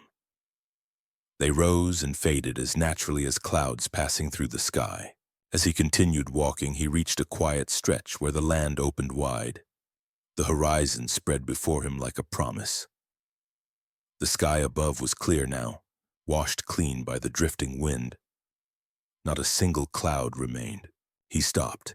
For the first time, instead of looking at the sky, he felt as if he were looking into something that mirrored his own inner nature. Vast, open, untouched. He whispered, "This is what I am." A soft breeze responded, brushing his cheek as if acknowledging him. He walked off the main road and climbed a gentle slope of grass until he reached a rocky outcrop. From there he could see the valley, the forests, the small river glinting under the sinking sun. He lowered himself onto the stone and let his legs stretch out in front of him. The warmth of the rock seeped into his body. The world glowed with evening light. Everything felt both silent and alive. Kenshi breathed in deeply. Inside him, another thought rose, one he had feared for many years. A memory of a harsh argument with someone he loved. Words spoken in anger. A door closing behind him. Regret that had lived like a knot in his chest ever since. Normally, this memory would swallow him. It would tighten every muscle. It would send him spiraling into shame and self-blame. But now he simply watched it rise. The memory appeared like a dark cloud drifting into view. Heavy, rain-filled, sharp around the edges. It brought wind with it, wind that stirred the quietness inside him. For a moment, Kenshi felt a familiar trembling. Then he breathed. He remembered the old man's words. "You are not the storm." He closed his eyes and allowed the memory to move. He didn't push it away. He didn't cling to it. He didn't argue with it. He let it pass through. The pain was still there, but he felt it differently now. He felt it the way the sky feels rain. Not as harm, but as weather. He whispered, "You can pass." The memory shifted, it softened, it loosened its grip. It did not vanish entirely, but its weight changed. It became something he could hold gently rather than something that crushed him. Kenshi opened his eyes again. Above him the sky stretched without end, its colors deepening into amber and rose. The fading light reflected in his eyes, turning them soft and reflective. "I am the sky," he said quietly. "I can hold all of this." He felt himself expand inside, not physically but inwardly. He sensed a spaciousness he had never known, a space where thoughts, memories, fears, joys, and hopes could come and go without owning him. He understood something essential. Awareness was not fragile. It was not something that needed protection. It was the vastness in which everything found room. He let his attention drop into his chest. A subtle warmth pulsed there. Not dramatic, not overwhelming, just a steady presence. "I don't need the sky outside me," he whispered. "The sky is within me." This realization made his breath deepen. He imagined the inner sky stretching wide behind his ribs. He imagined thoughts as drifting shapes, feelings as shifting winds, memories as brief storms. And he imagined himself as the open space holding it all. The openness did not resist. The openness did not cling. The openness did not break. It simply allowed, and in that allowing everything softened. A group of small birds flew overhead, dark silhouettes against the fading light. Their wings caught the last glow of the sun, making them shimmer as they passed. Kenshi watched them, feeling a quiet joy rise in him, an uncomplicated, childlike joy. Free, he thought, that's what they are, that's what I can be. His journey had not ended. He knew that. More clouds would come, more storms, more moments of confusion, doubt, and pain. Life would continue to bring weather. But he was no longer afraid, because the storms were not him, the clouds were not him, the passing shapes were not him. He was the whole sky. He stood up slowly from the rock, feeling grounded and light at the same time. He looked out across the valley one last time before continuing his journey. As he walked, dusk settled. The first stars appeared, tiny points of light scattered across the deepening blue. He smelled the earth cooling beneath his feet. He felt the night gather around him like a soft blanket. He heard the distant call of an owl echo across the hills. With each step, he felt himself walking not into the unknown, but into himself, because the path outside him and the path inside him had become the same. Eventually, he reached a grove of trees and stopped to rest. Fireflies flickered around him, blinking gently in the growing dark. He lay back on the soft grass and looked up. The sky, now full of stars, felt endless. He breathed. He let the breath widen him once more. He let the breath anchor him. He let the breath carry him home. The quiet inside him felt ancient, like something that had always existed but had waited patiently for him to rediscover it. He whispered into the night, "I can hold everything." The stars shimmered. The wind sighed through the branches. The earth settled beneath him. And Kenshi felt a peace deeper than anything he had known. A peace born not of perfect circumstances, but of perfect spaciousness. A peace born from remembering the truth. He was the sky, wide enough for storms, wide enough for sorrow, wide enough for joy, wide enough for everything, and always, always unbroken. He closed his eyes and let the night cradle him. Above and within, the sky remained. Chapter 6. The small light in the deep forest, the purple flower beneath the canopy. The forest was already deep in shadow when Ryota entered it. Evening had not yet arrived, but the trees here grew so tall and so close together that sunlight rarely touched the ground. Their branches knotted themselves high above, weaving a dark ceiling of leaves, through which only thin threads of gold slipped. The air felt cool and damp, carrying the scent of moss and old soil. Ryota walked slowly, not because he was afraid of losing his way, but because he felt heavy. Each step seemed to press his worries deeper into the forest floor. He wasn't a traveler like Kenshi, nor a monk like Isamu. He was a young man from a distant village who had left home because he no longer knew what home meant. Life to him had become a long corridor with no doors. Days passed, but they all felt the same, gray, muted, without promise. He had grown tired of pretending he was fine, tired of wearing a smile that did not belong to him, tired of waking each morning with a weight that made even the smallest task feel like a mountain. So he came to the forest, not to escape, but because he didn't know where else to go. Somewhere in the village, an old woman had once said that forests could listen, that trees held memories older than human sorrow, that if one walked long enough in the quiet places, the heart might speak a truth it had forgotten. Ryota didn't know if that was real, but he hoped it might be. Even a small hope felt precious. As he moved deeper, the world grew quieter. The usual sounds of birds and insects had softened. The air felt still, almost watchful. His breath echoed faintly between the trunks. His footsteps left small impressions in the moist earth, each one filled quickly with fallen needles. The deeper he walked, the darker the forest became. The shadows pooled between roots, stretched across stones, wrapped themselves around his ankles. It felt as though he were descending into a world beneath the world, a place untouched by sunlight or noise. His chest tightened. The dimness mirrored something inside him, something he rarely let others see. The ache, the emptiness, the quiet fear that there was nothing bright left in him. He whispered to himself, "Why does everything feel so heavy?" The trees did not answer. Ryota walked until the path beneath him faded entirely. Now there was no road, only the shifting weave of branches overhead and the soft, uneven forest floor underfoot. He paused and leaned against a fallen log.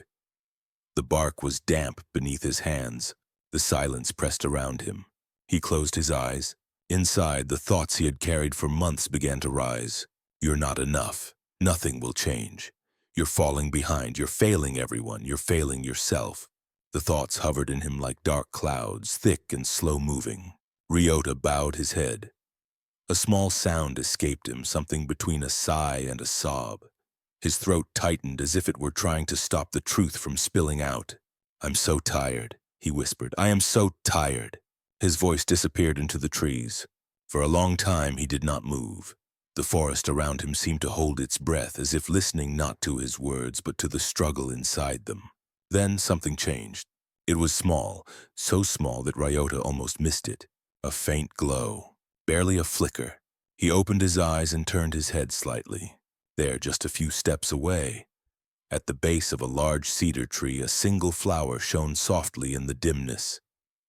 Its petals were a deep, gentle purple that seemed to gather what little light reached the forest floor and return it in a soft radiance. It was not bright, not dramatic, just quietly luminous, unmistakably present in a place where nothing else seemed to shine. Ryota stared, unsure whether the light was real or imagined. But the flower did not disappear. He pushed himself upright and stepped toward it. The ground crunched softly beneath his feet. He crouched, bringing his face closer to the small bloom. The petals were delicate, curved like tiny cups catching the last remnants of the day. A faint glow radiated from their surface, though Ryota could not tell whether it came from the flower itself or from the strange way the fading light touched it. He reached out but hesitated before touching it, afraid he might damage something so fragile. In the silence of the forest, the flower's presence felt like a whisper, subtle yet undeniable. Ryota didn't know why, but tears filled his eyes. It wasn't the flower, it was the contrast. He had walked through so much darkness, both around him and inside him. He had felt swallowed by it, blinded by it, defined by it.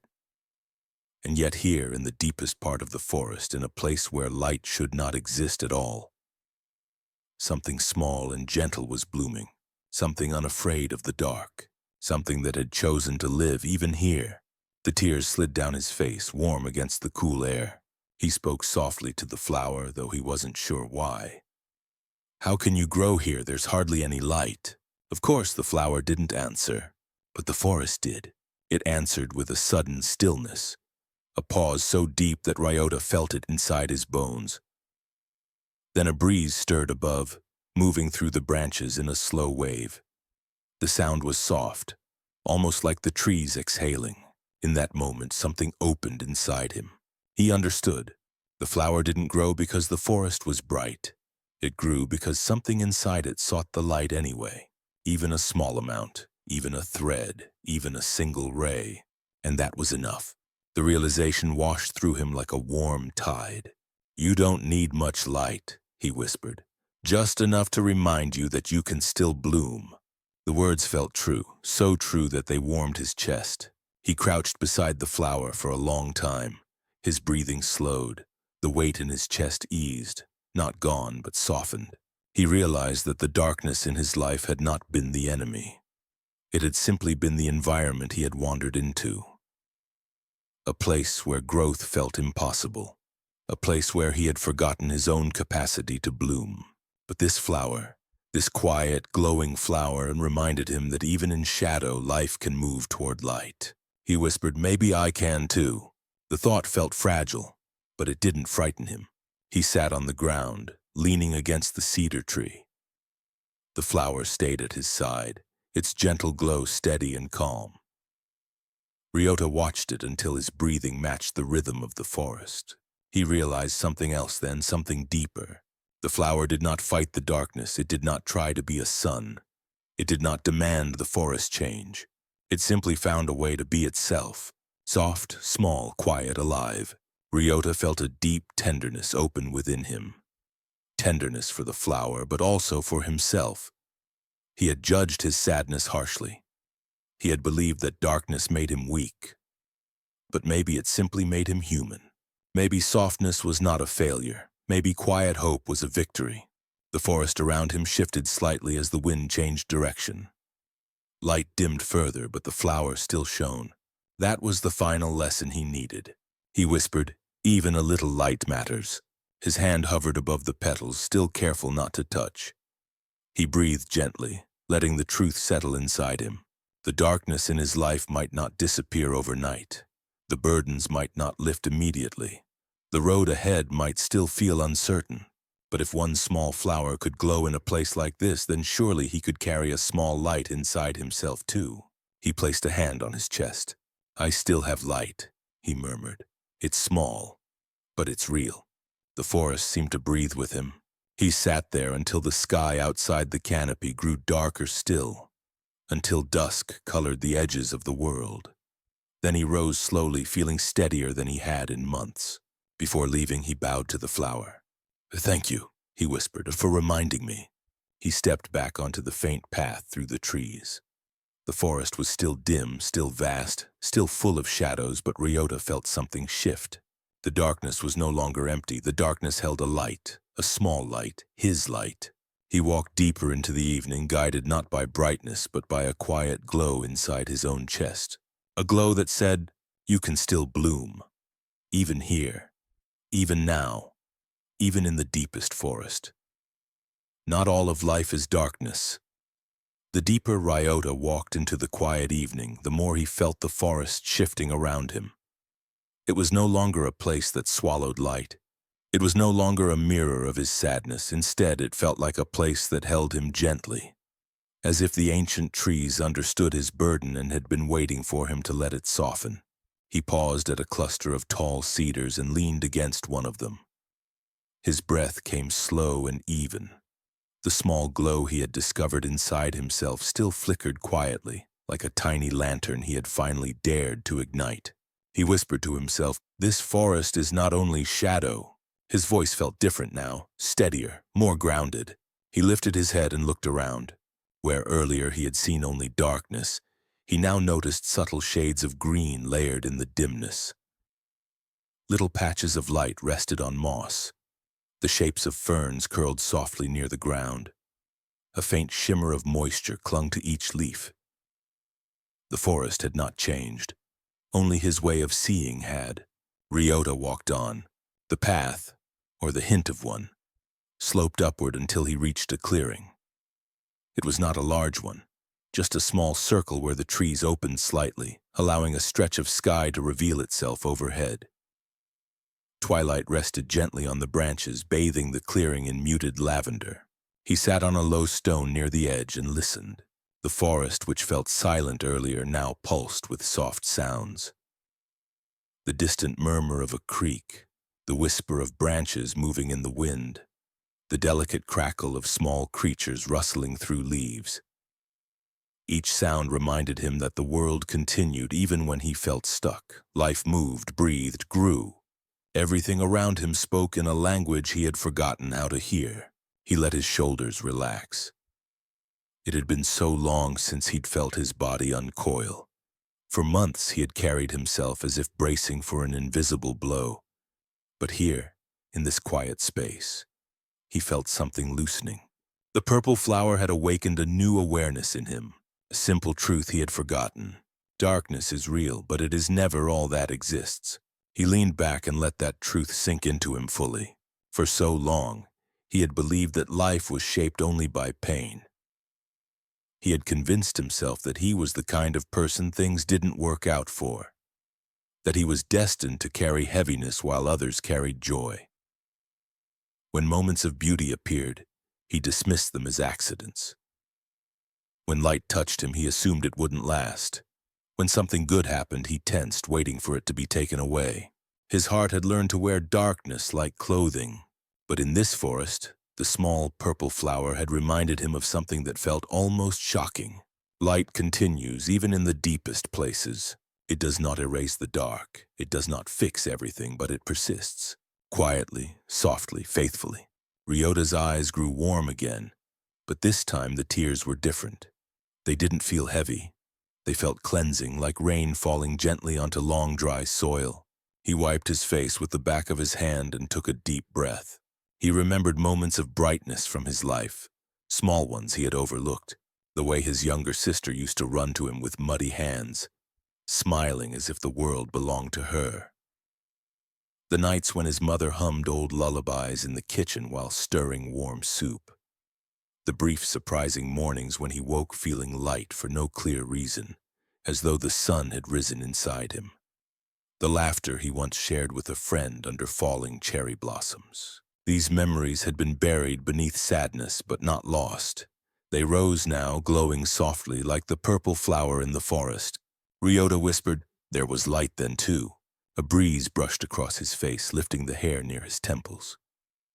He felt a small warmth spread through his chest. He realized something important. Even when life felt overwhelmingly dark, it had never been only dark. Even in times of heavy sorrow, there were small things that kept him going. Moments he had dismissed, moments he had once been too tired to see. He closed his eyes. Inside his mind, two images came forward. One image was the forest's shadow. The other was the glowing flower. The two images settled beside each other without conflict. He finally understood what they were trying to teach him. Darkness is a part of life, but it is not the whole of life. Light is a part of life, but it is not the whole of life either. The truth lives in the space between. He breathed deeply. "Maybe," he said softly. "I don't have to choose between them." The forest remained still, as if listening. Ryota stood and stepped into the clearing. The sky above was deepening, turning indigo at the edges. Stars had not yet appeared, but the first shimmer of night was settling in. He walked across the clearing with slow, deliberate steps. For the first time in a long while, he felt present in his body, not just carrying it, but inhabiting it. Each footfall grounded him. Each breath anchored him. His awareness grew wider than his sadness, wider even than his fear. He realized something else now. He had been afraid that acknowledging the darkness inside him would pull him under. But acknowledging it had instead given him permission to see the light as well. The fear came not from darkness, but from believing he had no space to hold both. He sat again, this time crossing his legs and placing his hands gently on his knees. He breathed in. He breathed out. For a moment he simply existed without trying to fix anything. Then something happened, something quiet but unmistakably real. He felt compassion for himself. Not pity, not judgment, not dismissal. Compassion? Warm, soft, honest. He had never offered that to himself before. He had always treated himself harshly, believing that strictness would make him stronger. But the forest had shown him another way. The flower had shown him a deeper truth. Softness does not weaken you. Softness opens you. He placed a hand over his heart. I see you, he whispered to himself. I see how hard it's been. The forest answered with a low, gentle sigh of wind through the branches. He continued, speaking softly but clearly. You have survived many nights. You have walked through long corridors of shadow. But you're still here. You're still moving. You're still trying. His eyes warmed again. And that means your light never truly went out. A small smile, not a bright one, but a tender one, touched his lips. The truth settled deeply within him. You do not need to feel bright to be full of light. You do not need to feel strong to be growing. You do not need to feel healed to be healing. He touched the ground beside him, feeling the cool earth under his palm. You are allowed to have dark days, he whispered, but you are also allowed to have light. For the first time in years, he believed those words. As the last of twilight faded, the clearing dimmed, but Ryota did not feel lost in it. Instead, he felt held. The darkness around him was gentle now, no longer a threat but a soft blanket spreading across the forest. He stood slowly, ready to return to the path. Before leaving the clearing, he glanced once more at the direction of the glowing flower, though he could no longer see it from here. He whispered, "Thank you, little one." Then he stepped forward into the deepening night. He did not rush. He did not worry. He did not shrink from the shadows, because now he carried something within him. A quiet, steady, undeniable truth. Not all of life is darkness. There is always a small light somewhere, and sometimes that light begins with you. The fragile joy that still belongs to you. Night had fully settled by the time Ryota emerged from the clearing. Darkness folded gently around the forest like a long, soft cloak. Crickets began their steady chorus.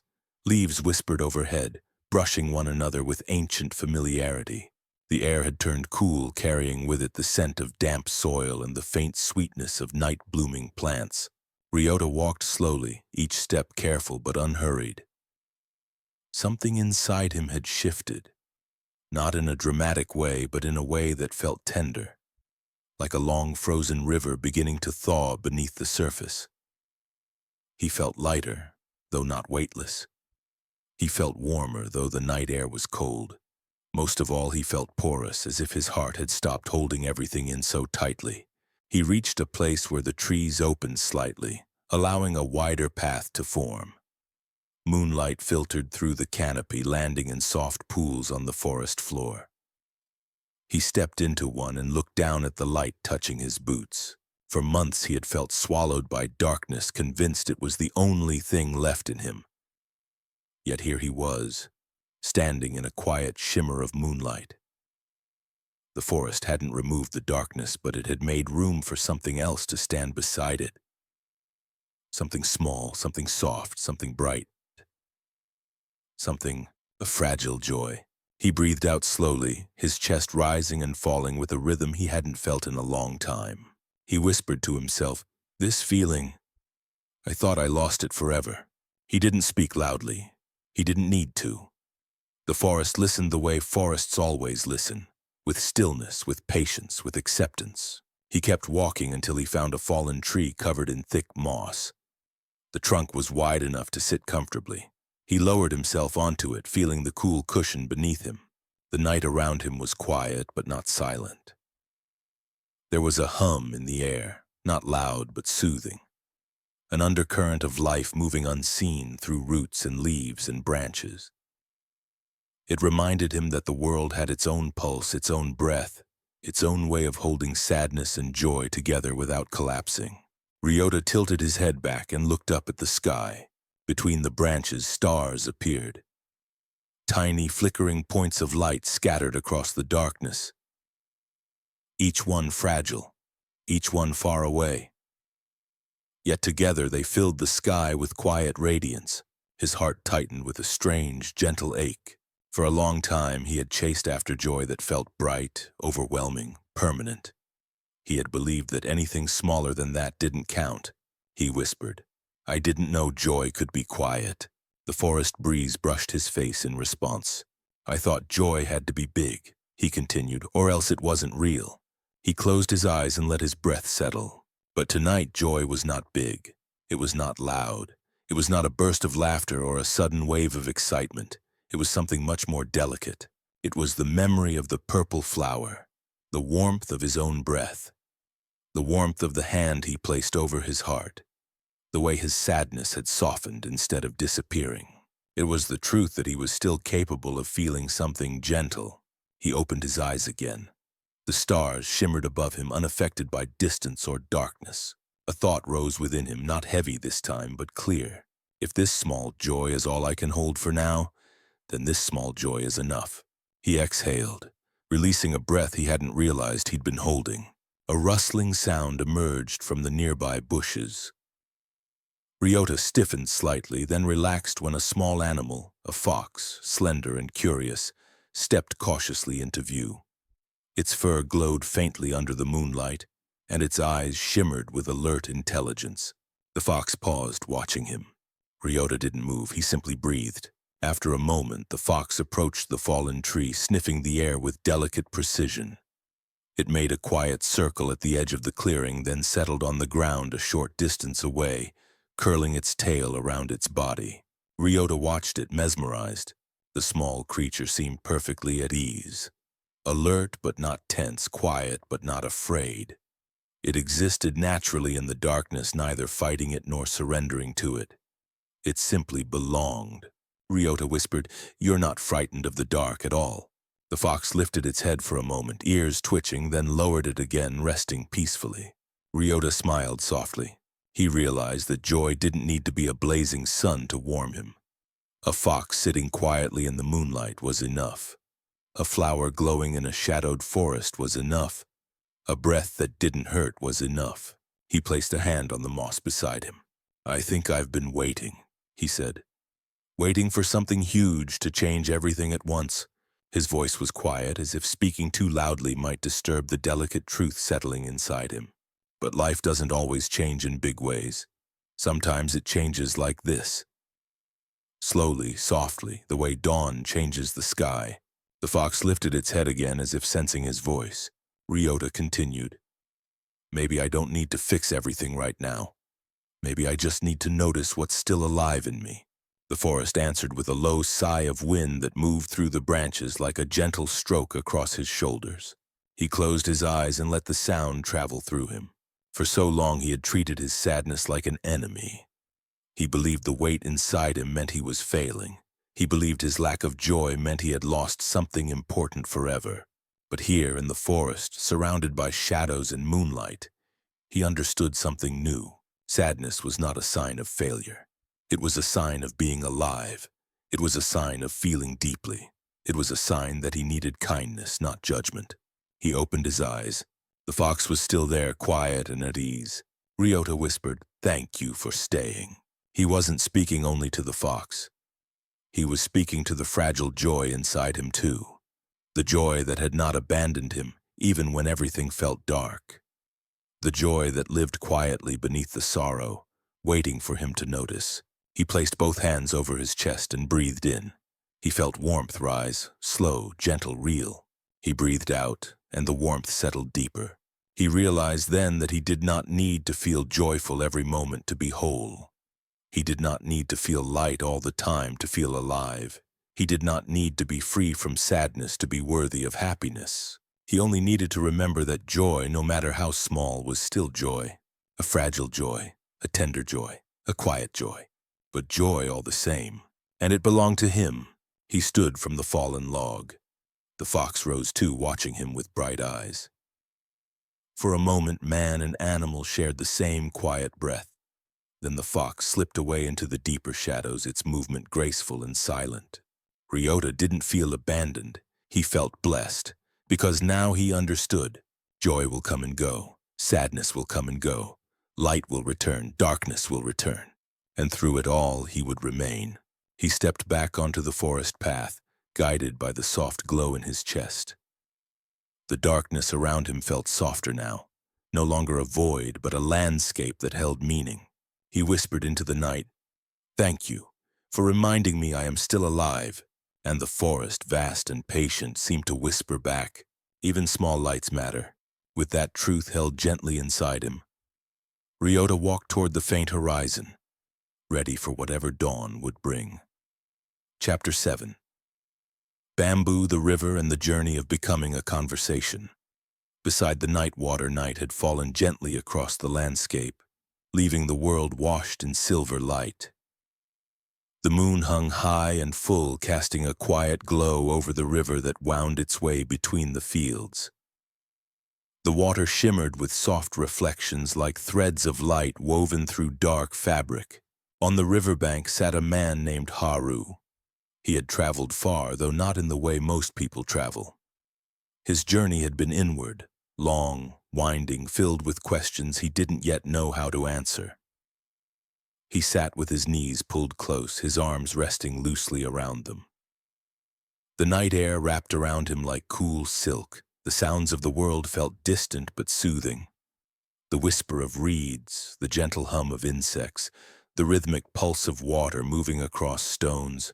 He had come here because the day had left him restless, not with tasks undone or goals unmet, but with a deeper unease, a feeling that something inside him was shifting, as if the old shape of his life no longer fit. He felt caught between who he had been and who he was becoming, though he couldn't yet see that new form clearly. The river had always helped him think. It had a way of making time feel slower, kinder. It carried movement, yet asked nothing. It flowed without needing permission. It shaped and reshaped the world without demanding recognition. Watching it brought Haru a sense of quiet he couldn't find anywhere else. Tonight, though, the quiet stirred him instead of soothing him. He sighed softly and picked up a smooth stone from the ground. He rolled it between his fingers, feeling its cool weight. The moonlight painted faint silver edges along its curves. "What am I supposed to become?" Haru whispered. A breeze moved gently through the bamboo grove behind him.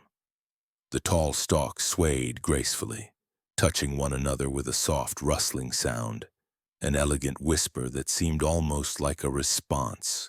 Haru turned slightly. Rows of bamboo stretched upward like slender pillars, glowing pale green in the moonlight. Their movement was hypnotic. They bent with the wind instead of resisting it, their flexible bodies swaying in perfect unison. Haru watched them, remembering something he had once heard from an old traveler. Bamboo survives because it bends. Trees break because they cling to their shape. Another breeze came, stronger this time. The bamboo bowed deeply, almost touching the earth, then rose again without strain. Their motion was not fear. It was grace. "I wish I could move through life like that," Haru murmured. A voice answered him, or at least he thought it was a voice. It wasn't loud. It wasn't even clearly formed. It was like the whisper of wind carrying meaning instead of sound. "You already do," it seemed to say. Haru blinked and looked around.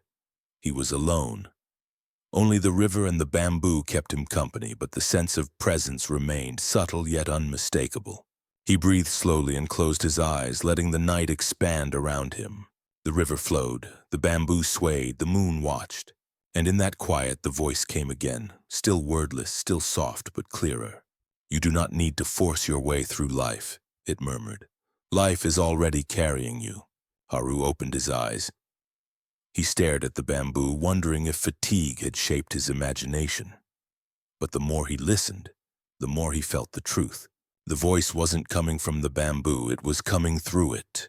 Or rather, it was coming from inside him, spoken in a language he had forgotten. He stood and moved toward the grove. The bamboo leaves rustled overhead, catching the moonlight like tiny mirrors. Haru reached out and touched one of the stalks. It was firm, yet it yielded gently under his hand. Its surface felt alive. The whisper returned. "You think you must stay the same," it said. "But everything alive must change its shape." Haru closed his eyes. The words pierced something deep inside him.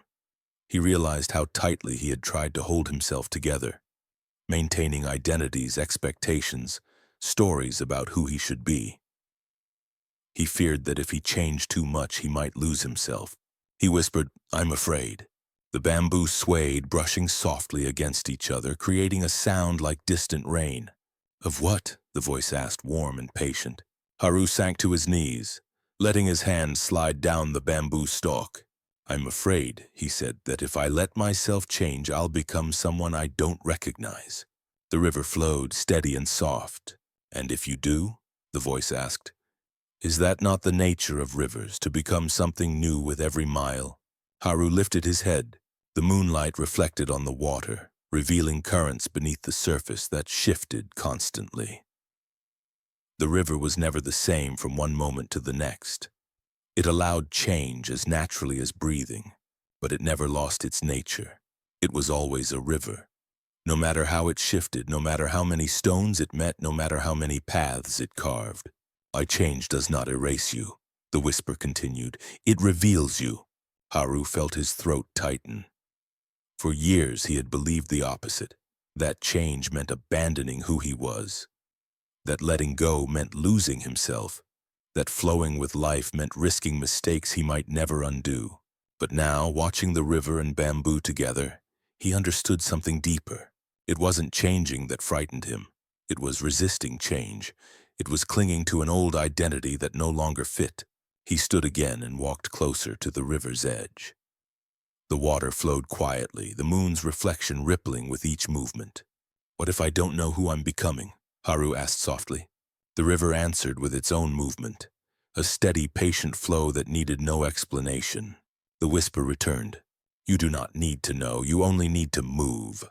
Haru closed his eyes, feeling tears gather. Not sorrowful tears, just the kind that come when truth touches a place inside long ignored. "What if I make mistakes?" he asked.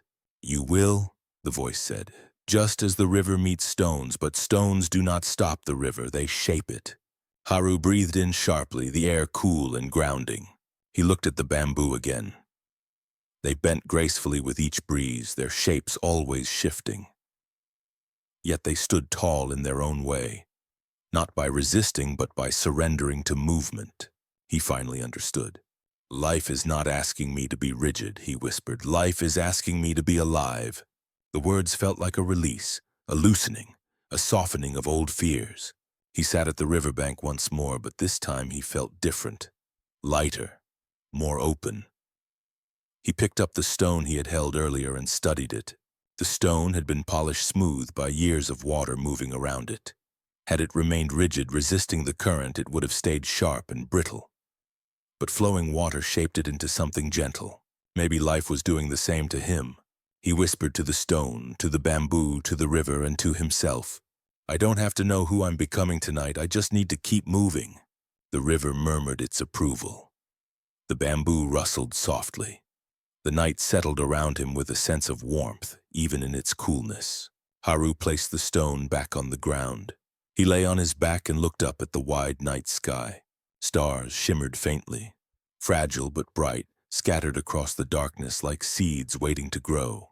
He breathed deeply, letting the air fill him, letting the river's rhythm steady him. He felt the truth settle fully inside him. He was not meant to be stiff like a fallen branch. He was meant to bend like bamboo. He was meant to flow like water. He was meant to shift and soften and evolve. He was meant to become, and in that becoming he was already himself.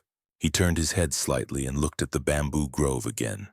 Their silhouettes swayed gently, moving to the rhythm of the night breeze. "I thank you," Haru whispered, "for reminding me how to move." The wind answered with a soft sigh, brushing his hair and carrying the faint scent of river water.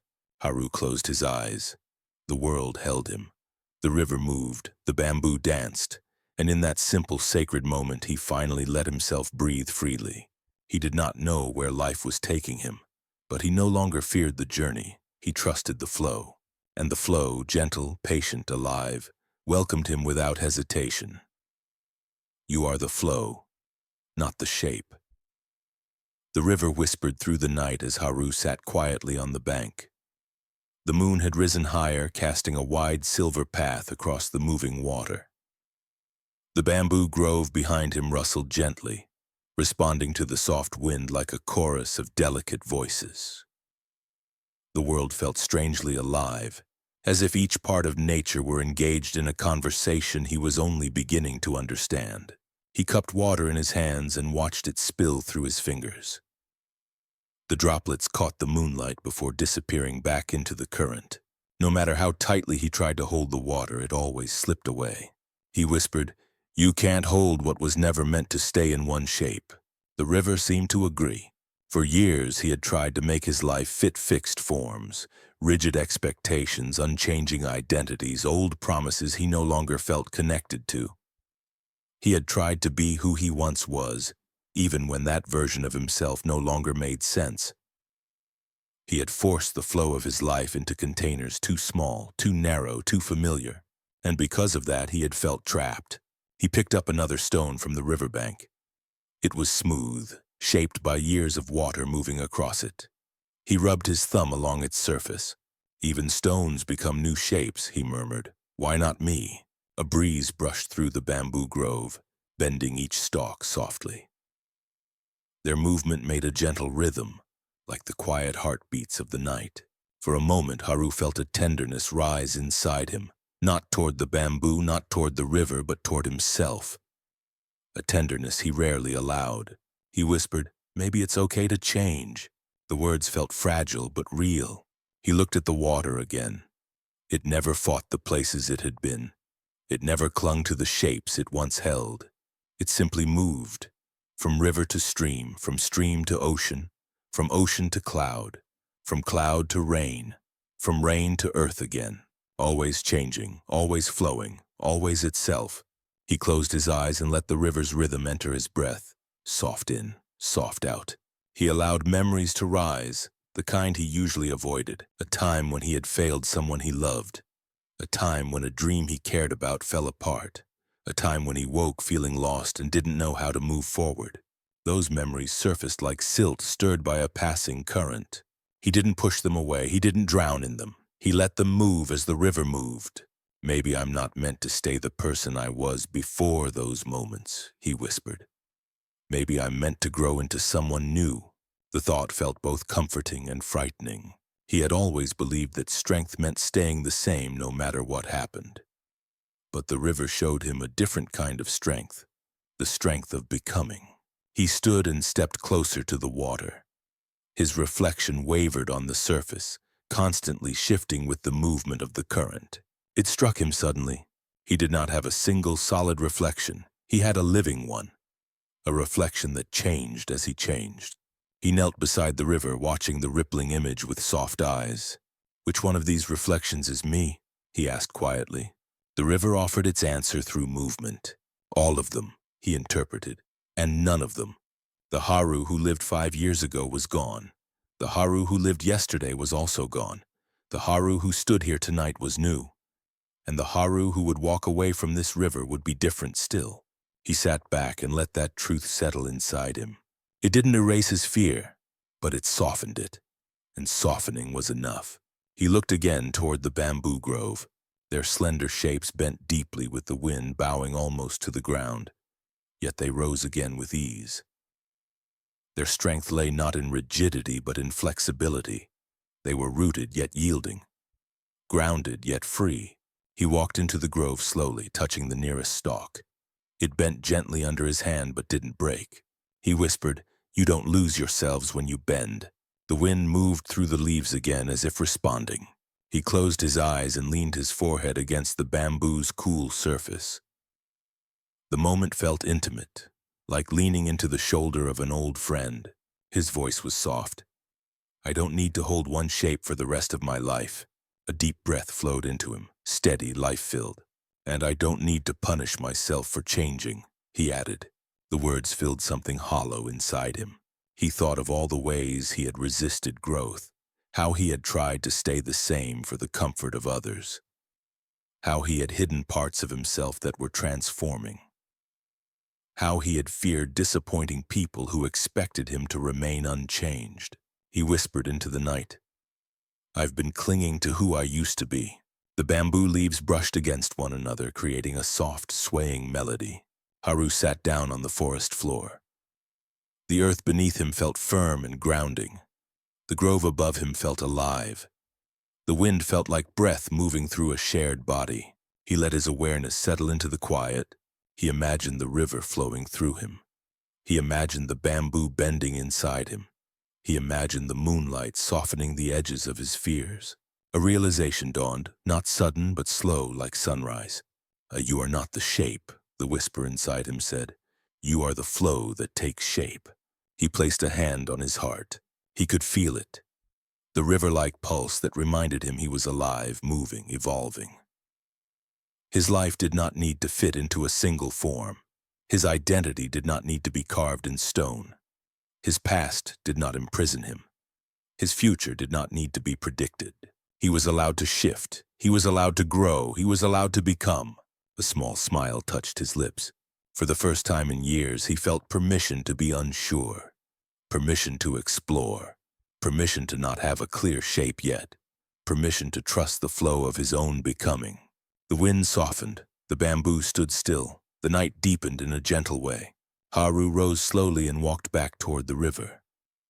The moonlight traced a shimmering path across the surface as if inviting him forward. He didn't know where his life was leading him, but he no longer felt lost, because he no longer believed he needed a fixed map. He whispered to the river, to the bamboo, to himself, I will move. The river flowed on. Haru took a deep breath and stepped closer to the water. He let the coolness touch his hands. He let the night touch his face. He let the world touch his heart. I am the flow, he said softly, not the shape. Then he stood tall, still uncertain, still changing, but no longer resisting. The river welcomed him. The bamboo bowed gently. The night held him with quiet understanding.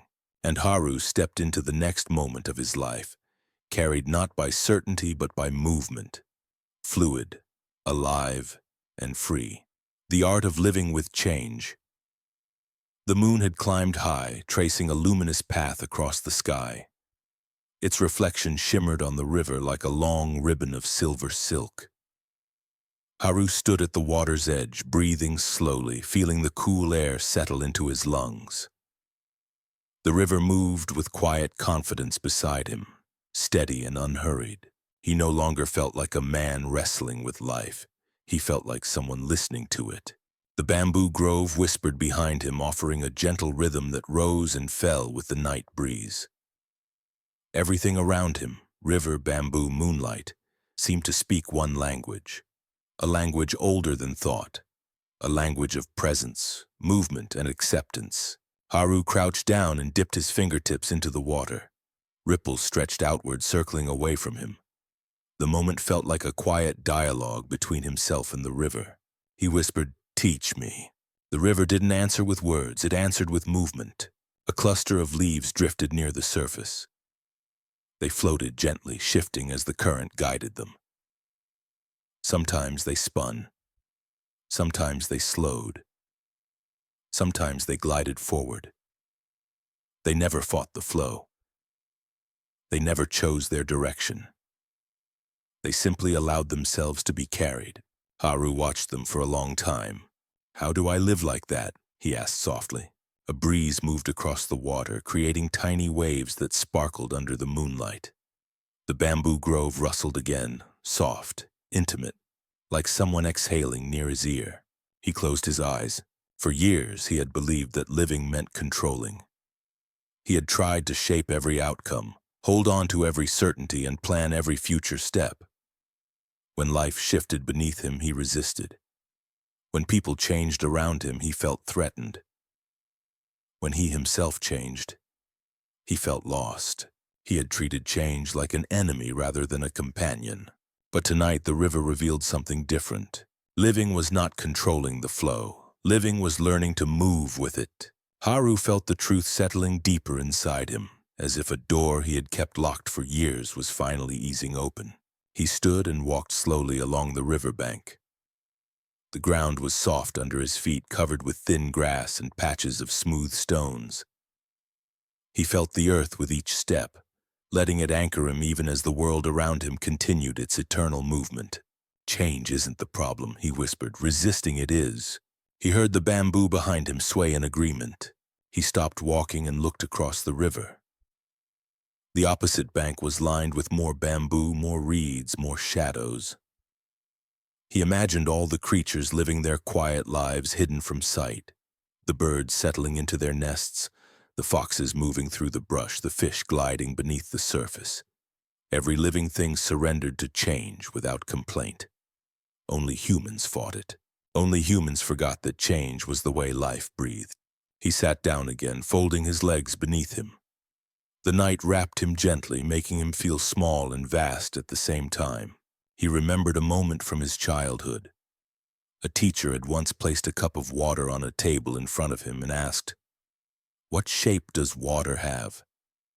Haru had answered confidently, "It has the shape of the cup." The teacher had shaken his head. "No, it has no shape. It takes shape." Haru had not understood that lesson then. Tonight he finally did. He whispered, "Life doesn't want me to be still, it wants me to be true." A soft wave brushed against the shore. He breathed out, a long, slow breath that emptied him of the need to cling. He allowed himself to imagine life ahead of him, not as a fixed path, but as a river stretching into the dark.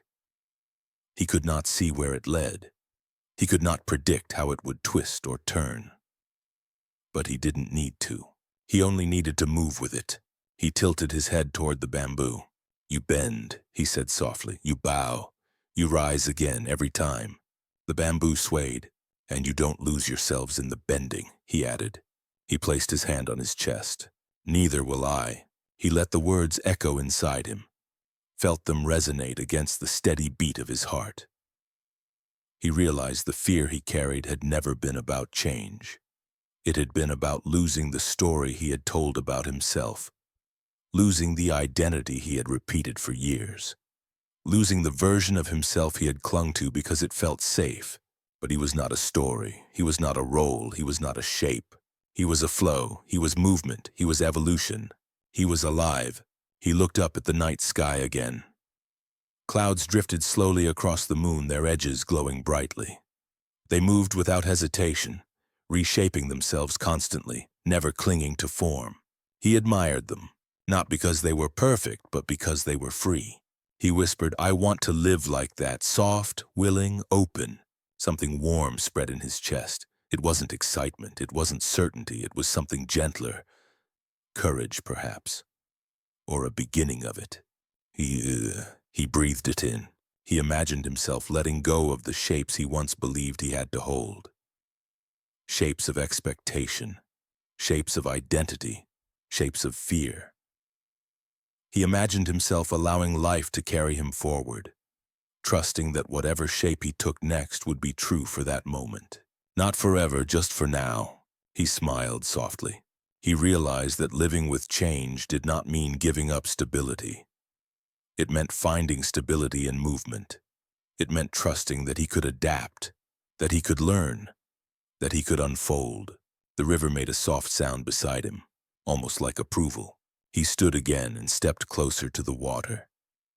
He cupped his hands and filled them with the cool river, then lifted the water toward the moonlight.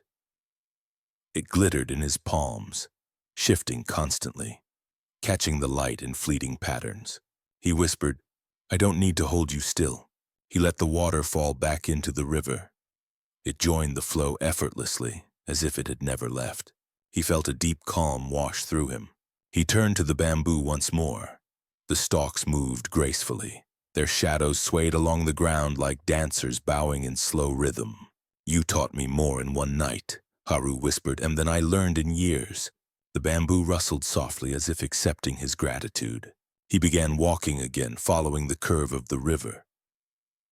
The night no longer felt vast and intimidating. It felt vast and welcoming. Each sound, each movement, each whisper of wind felt like part of a larger guiding presence. He didn't have answers. He didn't have a clear direction. He didn't have certainty. But he had trust. He had breath. He had movement. And now he had a new truth. He didn't need to cling to who he had been. He didn't need to predict who he would become. He only needed to keep flowing. As he walked, the dawn began to form faintly on the horizon, a gentle line of pale gold creeping across the edge of the world. The night softened. The air warmed. The river brightened with the first hint of morning. He whispered softly, "I am ready." The bamboo bowed in the wind. The river welcomed the light. The sky opened its hands to a new day. And Haru continued forward, not holding a shape, not fearing change, but living the art of becoming in each breath. Chapter 8. Roots, the forest, and the great connection, the tree standing alone in the silent woods. The human heart is a shared forest. Aiko walked deeper into the forest, leaving behind the clearing where the ancient tree stood like a guardian of silent truths. As she stepped under the thick canopy again, she felt different. The ache that had lived in her chest for so long was not gone, but it had softened, dispersed slightly. Like fog beginning to thin under the sun, the path ahead curved gently through the woods. Light filtered through the branches in narrow, trembling beams. Floating dust caught the light, turning into tiny sparks drifting through the air. Aiko slowed her steps, letting the quiet settle around her. She felt as though the forest had revealed one truth, and now it was ready to reveal another. She continued walking until the path opened into another small space between trees. It wasn't a clearing, more like a natural chamber shaped by branches arching overhead. The air here felt different. Still, but warm. Quiet, but not empty. Aiko stepped into the space and paused. There were trees all around her, each one unique. Bent, tall, scarred, twisted, smooth. Some had lost branches to old storms. Some grew at odd angles shaped by wind. Some had trunks split long ago and healed into new forms. Each tree wore its history openly. She circled slowly, her fingers brushing the rough bark of one trunk, then another. As she did, she felt a quiet understanding unfold inside her. Every tree held stories, every tree carried wounds, every tree continued growing despite them. It made her think of people. How often she had compared her inner world to the outer worlds of others, believing everyone else was rooted, whole, unbroken. Believing she alone struggled with loneliness or fear. Believing her inner storms made her different, separate. But the forest told a different story. She approached a tree with a long scar spiraling down its trunk. The wound was old, but the tree was strong. The scar was not hidden. It was part of the tree's shape, part of its beauty. Aiko placed her palm against the mark. She whispered, "You survived something deep." The wind moved through the leaves above, creating a soft chorus that sounded almost like a hum of agreement. She stepped to another tree, this one smaller, its branches shaped by years of leaning toward the sun in a crowded forest. It had bent, curved, adapted. She touched its trunk gently. "You learn to grow toward the light." She moved on, noticing a fallen branch lying near the roots of a tall cedar. The break was jagged, evidence of a storm or heavy snow. Yet above the scar, new branches had already sprouted. Young, bright, eager to continue. "You began again," she whispered. As she walked among the trees, she felt her breath deepen. She realized she was not simply observing them. She was seeing them, really seeing them for the first time. And with each observation, something inside her began to shift. The forest was no longer just a forest. It had become a mirror. Each tree reflected something human, something she had never fully understood about herself or others. She sat on a patch of moss between two large trunks. The moss was soft and cool under her hands. She leaned back against a tree and closed her eyes. Images rose in her mind, memories of the people she had carried quietly in her heart.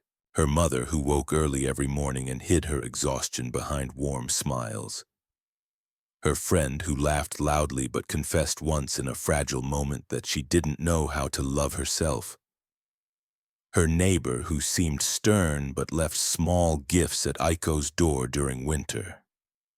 Children from the village who ran freely through the streets, unaware that they too carried invisible roots forming beneath their feet. She felt tears form, not tears of pain, but tears of recognition. For the first time, she truly understood. Every person was a forest of their own. Every person carried roots that held memories, pain, joy, fear, hope. roots others could not see, roots that shaped them silently. Every person carried storms, every person carried light, every person carried wounds that had not fully healed. And every person kept growing anyway. Aiko opened her eyes slowly. The trees around her stood quiet, as if listening. She whispered, "I thought I was alone in feeling alone." Her voice trembled with the weight of that truth. Loneliness had always felt like a private shadow, following her quietly while the rest of the world danced in the sun. She had mistaken her private struggles for personal failure, believing they set her apart from everyone else. But the forest told her a different truth. Loneliness was not a flaw. It was a shared human experience, a quiet ache that lived in many hearts. She imagined the tree roots beneath her, stretching far, reaching out, touching other roots in ways invisible from above. They weren't separate. They belonged to the same underground network, the same living system. She placed a hand on the moss beside her. "If trees are connected beneath the surface," she said softly, "maybe people are too." The words felt gentle yet full of warmth. She thought of the strangers she had passed through life, those she had never known, those she had misunderstood, those she had judged quickly without seeing deeper. Perhaps every person she met carried a forest beneath their skin, a network of hopes and hurts, a root system shaped by history, a story she could not see at first glance. Aiko closed her eyes again and imagined every heart as a tree, standing tall, standing scarred, standing unique. She imagined roots reaching out beneath each person, quietly touching, weaving together in unseen ways. Not separate, not alone, connected, always connected. Aiko felt a wave of tenderness pass through her chest, a tenderness she had rarely felt, for herself, for others, for the world. It was the kind of tenderness that heals without trying. She whispered, "No one is truly alone." Her voice sounded stronger now. She placed her hand over her heart. She felt its steady rhythm like the pulse of the forest. The wind responded, weaving softly through branches above her. The trees swayed gently, not as individuals but as parts of one shared breath. Aiko stayed seated for a long time, letting the forest's wisdom settle into her bones. She felt held. She felt understood. She felt connected to the trees, to the earth, to people she had not seen in months, to strangers she had yet to meet, to ancestors she had never known. The forest whispered around her, "Your heart is not separate. Your life is not isolated. Your roots belong to something vast." Aiko breathed deeply, letting the truth settle. She rose slowly from the moss and pressed her palm against the nearest tree trunk, feeling its quiet strength. "Thank you," she whispered, "for showing me what I could not see alone." As she stepped out of the natural chamber and back into the winding path, she no longer carried the weight of her loneliness the same way. She carried it gently now, like something human, something shared, something that did not make her different, but made her connected. She walked on, each step soft, each breath deep. Her heart felt like a forest, vast, alive, intertwined with everything. She whispered into the wind, "I belong, and so does everyone." The forest answered with a wave of rustling leaves, a soft applause for a truth finally remembered. Living as part of the whole, Aiko continued walking through the forest with a lightness she had not felt in years. Each step carried a sense of quiet clarity. The truth she had discovered beneath the ancient tree, that she was connected in ways she could not always see, still glowed softly inside her chest. As she moved deeper along the path, the forest shifted. The trees grew wider apart. More sunlight filtered through the canopy. The moss underfoot brightened into patches of vivid green. The air warmed, carrying the scent of wild herbs and distant blossoms. Aiko paused to take it all in. It felt as though the forest were opening, gently inviting her toward something. Not a place exactly, but a realization waiting to unfold. She stepped forward slowly, letting the rhythm of the world guide her. The path led to a hill where the trees cleared completely. At the top, the forest opened into a wide overlook. Below her stretched the valley, Soft fields, winding rivers, distant rooftops of a small village. The morning sunlight washed over everything, turning it gentle and golden. Aiko stood at the hill's crest and breathed deeply. For the first time in a long while, she didn't feel like she was on the outside looking in. She felt like she belonged to this view. She felt like she belonged to the world. She sat on the ground, drawing her knees close and wrapping her arms around them. The breeze lifted strands of her hair, brushing them against her cheek. Birds circled high above, their calls echoing across the valley. The air shimmered with life. Aiko closed her eyes and allowed the forest's wisdom to rise within her piece by piece. She remembered the ancient tree, strong, rooted, connected beneath the surface. She remembered the chamber of trees, each bearing scars, each continuing to grow. She remembered the truth she felt in her bones. Every heart was a forest, and every forest was part of something larger. But now another truth touched her. Connection was not only something she already possessed, it was something she was also responsible for nurturing. She whispered, "I am part of the whole, and the whole is part of me." Her voice disappeared into the wind, but the wind carried it gently, almost like a blessing. She opened her eyes again and looked out across the valley. Children were running in the fields. Smoke rose from chimneys. Someone led a small herd of goats along a narrow path. Someone else washed clothes beside the river. Everything moved in gentle harmony. Aiko realized how easily she had overlooked all of this. How quickly she had forgotten that she lived inside a living web of people, seasons, places, and stories.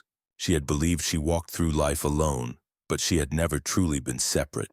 The river in the valley watered the fields that fed her village.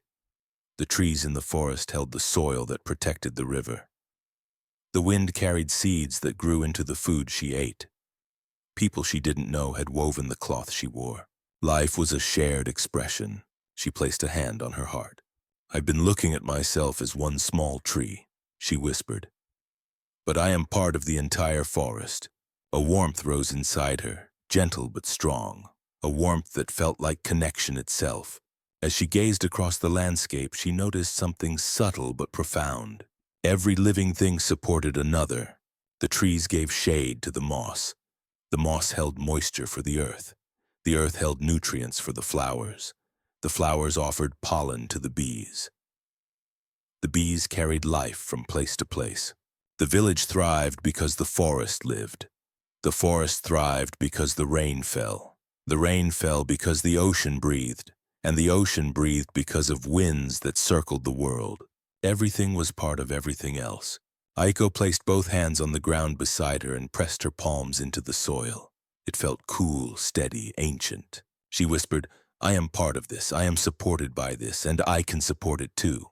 The wind swept across the hill and carried her words away, but she felt the truth settle deeper into her body. For so long she had believed belonging came from others embracing her. But now she understood. Belonging begins from within, by recognizing your place in the world and honoring the life that moves through you. Aiko closed her eyes again and allowed herself to feel everything. Her breath, the warmth of the sun, the steady earth beneath her, the faint echo of distant voices, the unbroken expanse of the sky overhead. Each sensation wove her more deeply into the moment. Each sensation reminded her she was held. After a while, she rose and stepped slowly down the hill. As she walked, the forest welcomed her back with soft shadows, moving branches, and the subtle hum of hidden creatures. She reached the chamber of trees once more. This time she paused with a new understanding. The scars she had seen in the bark were not signs of brokenness. They were signs of life continuing through hardship, signs of resilience, signs of connection. She placed a hand on one of the trunks and smiled softly. "I carry scars too," she whispered. "But that just means I've lived." The trees swayed gently as if acknowledging her. She moved along the path until she returned to the ancient tree in the clearing. Its towering presence felt even more powerful now that she understood its secret. It was not alone. Not in strength, not in history, not in existence. It stood tall because it was part of something greater. Aiko approached and pressed her forehead gently against the bark. "Thank you," she whispered, "for showing me how to stand." She stepped back and bowed to the tree, a gesture of gratitude, respect, and connection. Then she turned toward the path leading out of the forest. For the first time, she didn't walk as someone escaping loneliness. She walked as someone carrying belonging.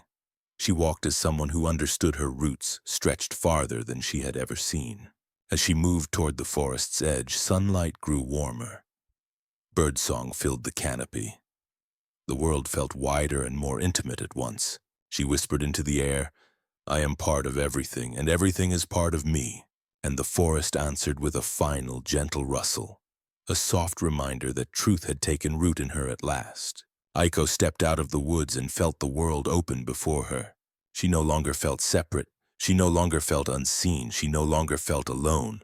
She felt like a living part of the great whole, a single heart in a forest of hearts, a root in a vast underground network, a breath in the quiet rhythm of the world. She walked toward the valley with a lighter step, ready not only to receive connection but to offer it, because she finally understood. To live as part of the whole is to live with an open heart. A heart that sees, a heart that listens, a heart that remembers the forest within every soul.